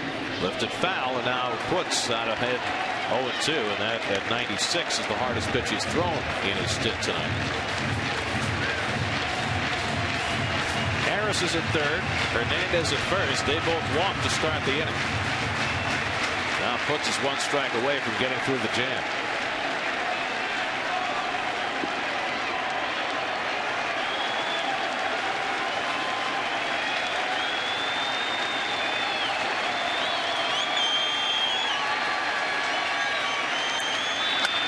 In the air, deep toward the gap in right center, but chasing over his belt, trying to run it down and end the inning. Putz gets through it after a couple of walks. We go to the bottom of the 8th. Still 5-2 New York.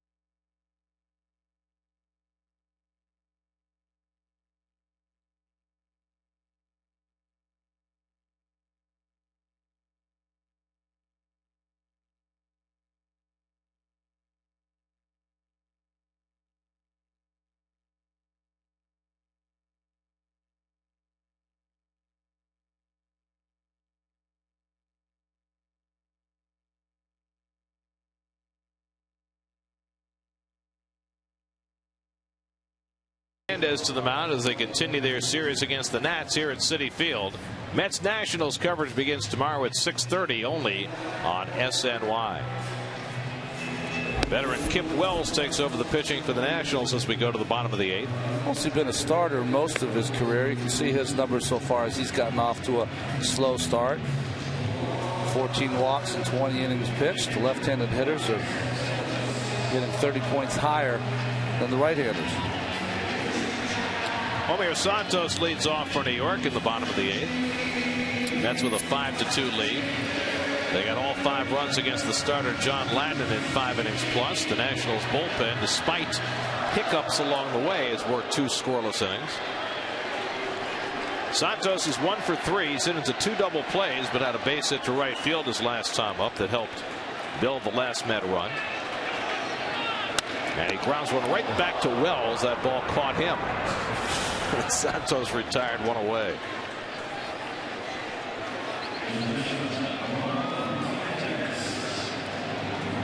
So 1 out now. Ramon Martinez, who was 0 for 2 but delivered a sacrifice fly to drive in a run in the 6th.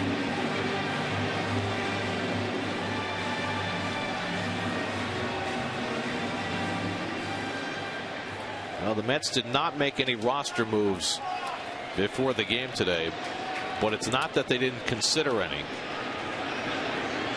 Brian Church had an MRI earlier today on his hamstring that showed that it's a strain, but a mild one. And the hope is that Church can play in the next few days. Had it shown anything more severe, the Mets were all set to put Church on the disabled list and probably bring up their 20-year-old phenom Fernando Martinez. At the same time, there were concerns about Ramon Martinez's back as you look at Frankie Rodriguez, who had a back issue of his own on Saturday, ready to pitch the 9th inning tonight. And the Mets were thinking about bringing up a shortstop if Ramon Martinez could play. So everybody was put on hold because Martinez was able to go. Church looks like he may be a few days away. Beltran was able to play tonight.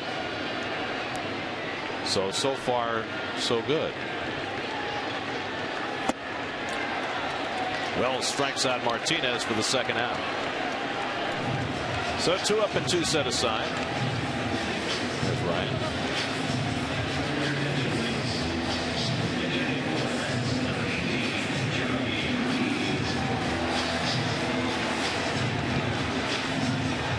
There's no line for French fries. There's always a line for French fries. They've had plenty of time to have French fries in this game, I'll tell you. Jeremy Reed bats for J.J. Putz. Reed hitting .311.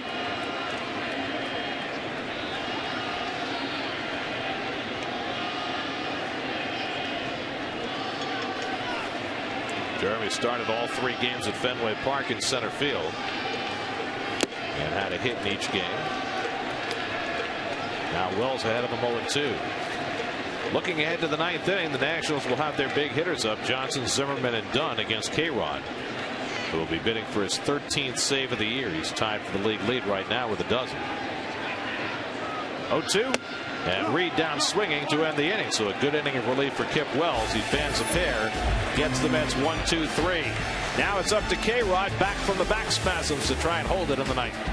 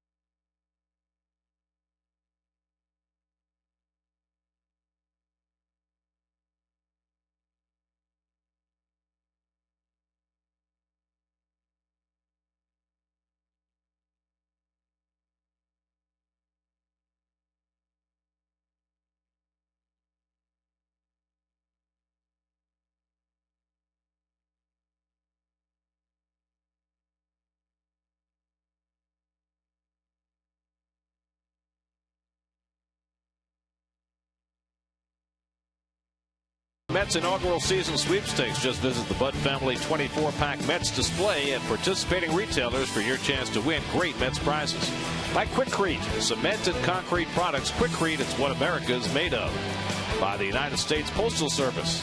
And by New Era. Register to win 4 tickets to a future Mets game and field access for batting practice for you and 3 friends by texting Mets to 24656. One lucky fan will be selected at the end of May. Jeremy Reed stays in the game in left field, and Francisco Rodriguez on to try and save it for New York. Rodriguez got his 12th save on Friday night in Fenway Park. Nick Johnson leads off and takes the fastball high for ball 1.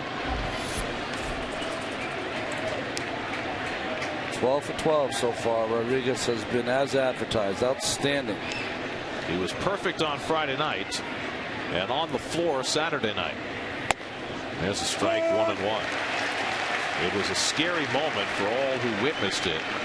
K-Rod suffering back spasms that felled him both before the game and then after he had treatment, even worse after the game, and had to be taken by ambulance to a local hospital in Boston where he received medication, which he said immediately began to make him feel better. Blooped in the air, shallow left field. Reed will have to play it on a hop, and it's a leadoff hit for Nick Johnson. But Johnson able to dunk one into left for his first hit of the night, and the Nats have just their 6th hit of the game.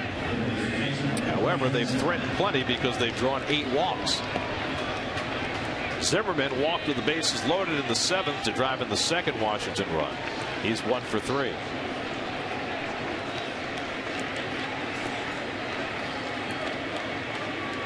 That bullpen came into the day with a 3.13 ERA, best in the National League, 2nd in the majors, but this has been an ugly night for the bullpen so far. Even though they've given up only 1 run, it has not been pretty to watch.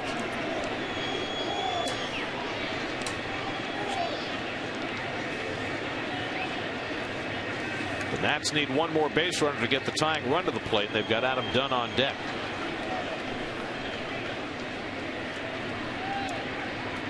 And Zimmerman pops it up. Tatis and Castillo takes charge for the first out. So 1 out and 1 on. Right after the game, it's Jonas Schwartz and Bobby Ojeda on Lincoln Mercury post-game live. We'll hear from the clubhouse. Kevin Burkhardt will have all the interviews. Jerry Manuel's post-game press conference. All of that after tonight's game and after all 162 Met games. Lincoln Mercury post-game live on SNY. Here's Adam Dunn, who's gone 0 for 4 tonight.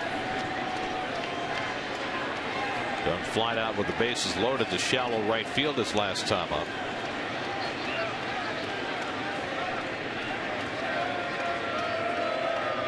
And K-Rod starts him off with a fastball for ball 1.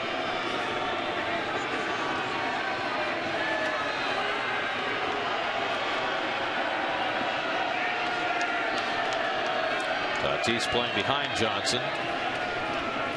A little extra fielding depth with Dunn at the plate. You could use that. And now K-Rod behind 2-0. Worst thing you can do in this spot is to walk somebody. A 2-run homer can't beat you. A walk would bring the tying run to the plate with Kearns.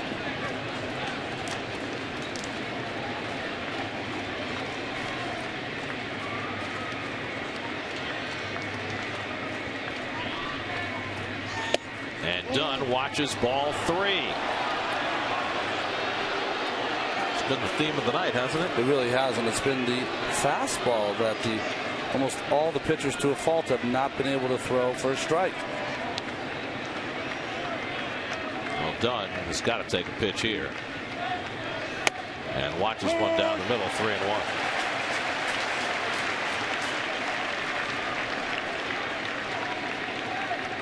Certainly you have to say Frankie is showing no signs that his back is bothering. Yeah, 94 miles an hour.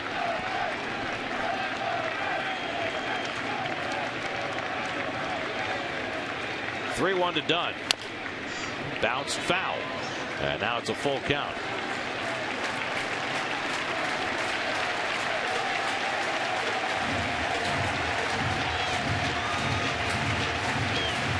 Rodriguez, you see he's pointing, he's checking who he's going to throw to if he gets a comeback. could have your shortstop cover, or you could have your third baseman cover in this alignment.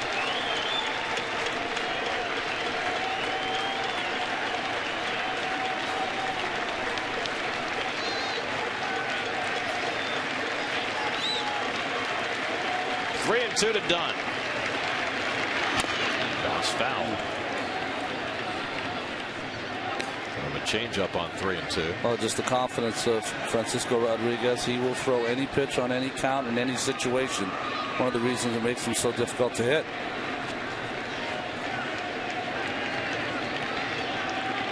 Jerry's had to do a little more squirming than he planned to after taking a 5-1 lead in this game. Yeah, this is a great hair game. Absolutely.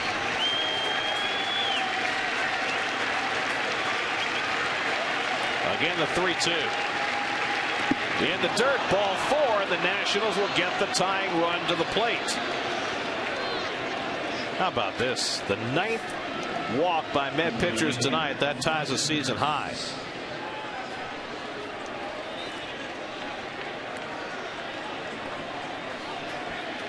Seven of those walks have come since the 6th inning. And now Austin Kearns will come to the plate as the tying run in a 5-2 game. Putz walked 2, Parnell walked 3. Now K-Rod has walked 1. Kearns is 0 for 4 tonight. Fastball on the outside corner, 0-1.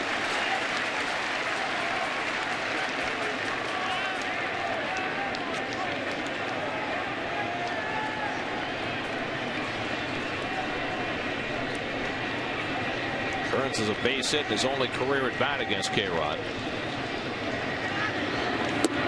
Breaking ball wide, 1-1.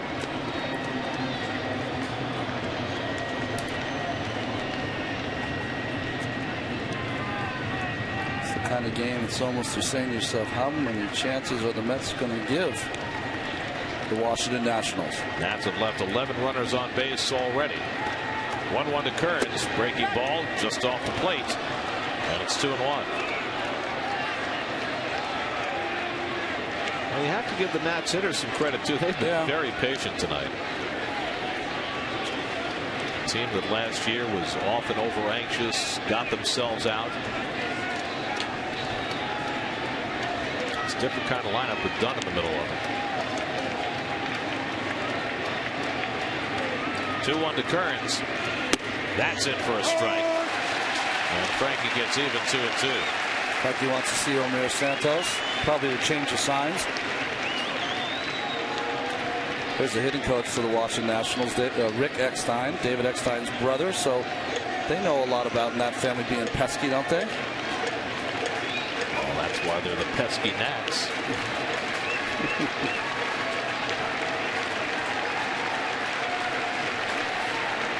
Johnson at second, Dunn at first with 1 out. 2-2. Just got a piece. And Kearns stays alive.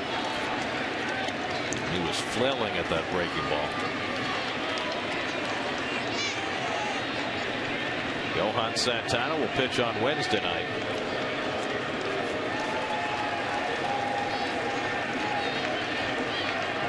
K-Rod was able to close out Johan's win in Boston on Friday, trying to do the same for John Maine tonight.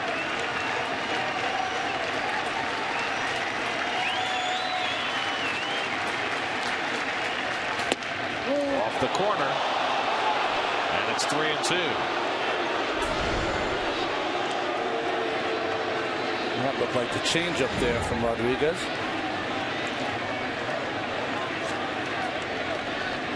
So now it's 3-2 to Kearns with 2 aboard and 1 out.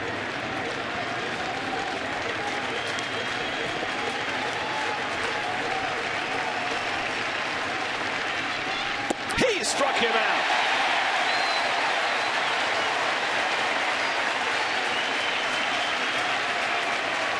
Two out. Well, it takes a lot of guts to throw something out of the strike zone here, but Rodriguez does. Kearns is biting, and the strikeout. 1 more out left for the Mets.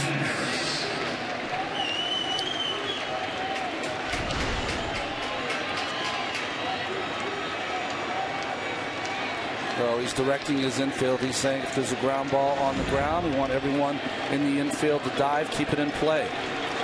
Now Willie Harris, who's been a pest to the Mets, a double and 2 walks tonight, 1 for 2. Tying run at the plate in a 5-2 game, and a curveball in for a strike, 0-1. Harris thought it was high.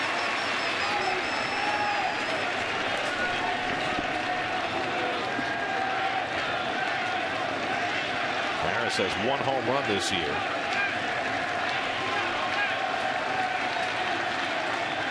And K-Rod just misses with that changeup. 1-1.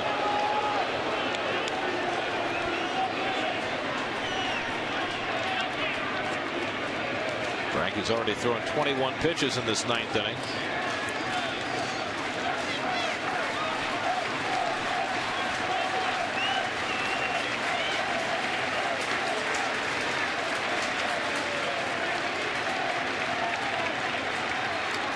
One and 1 to Harris. Ripped foul. And now the Nationals are down to their final strike.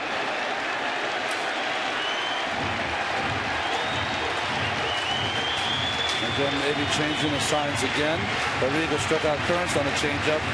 After those breaking pitches to Harris, let's see if he gets a changeup here.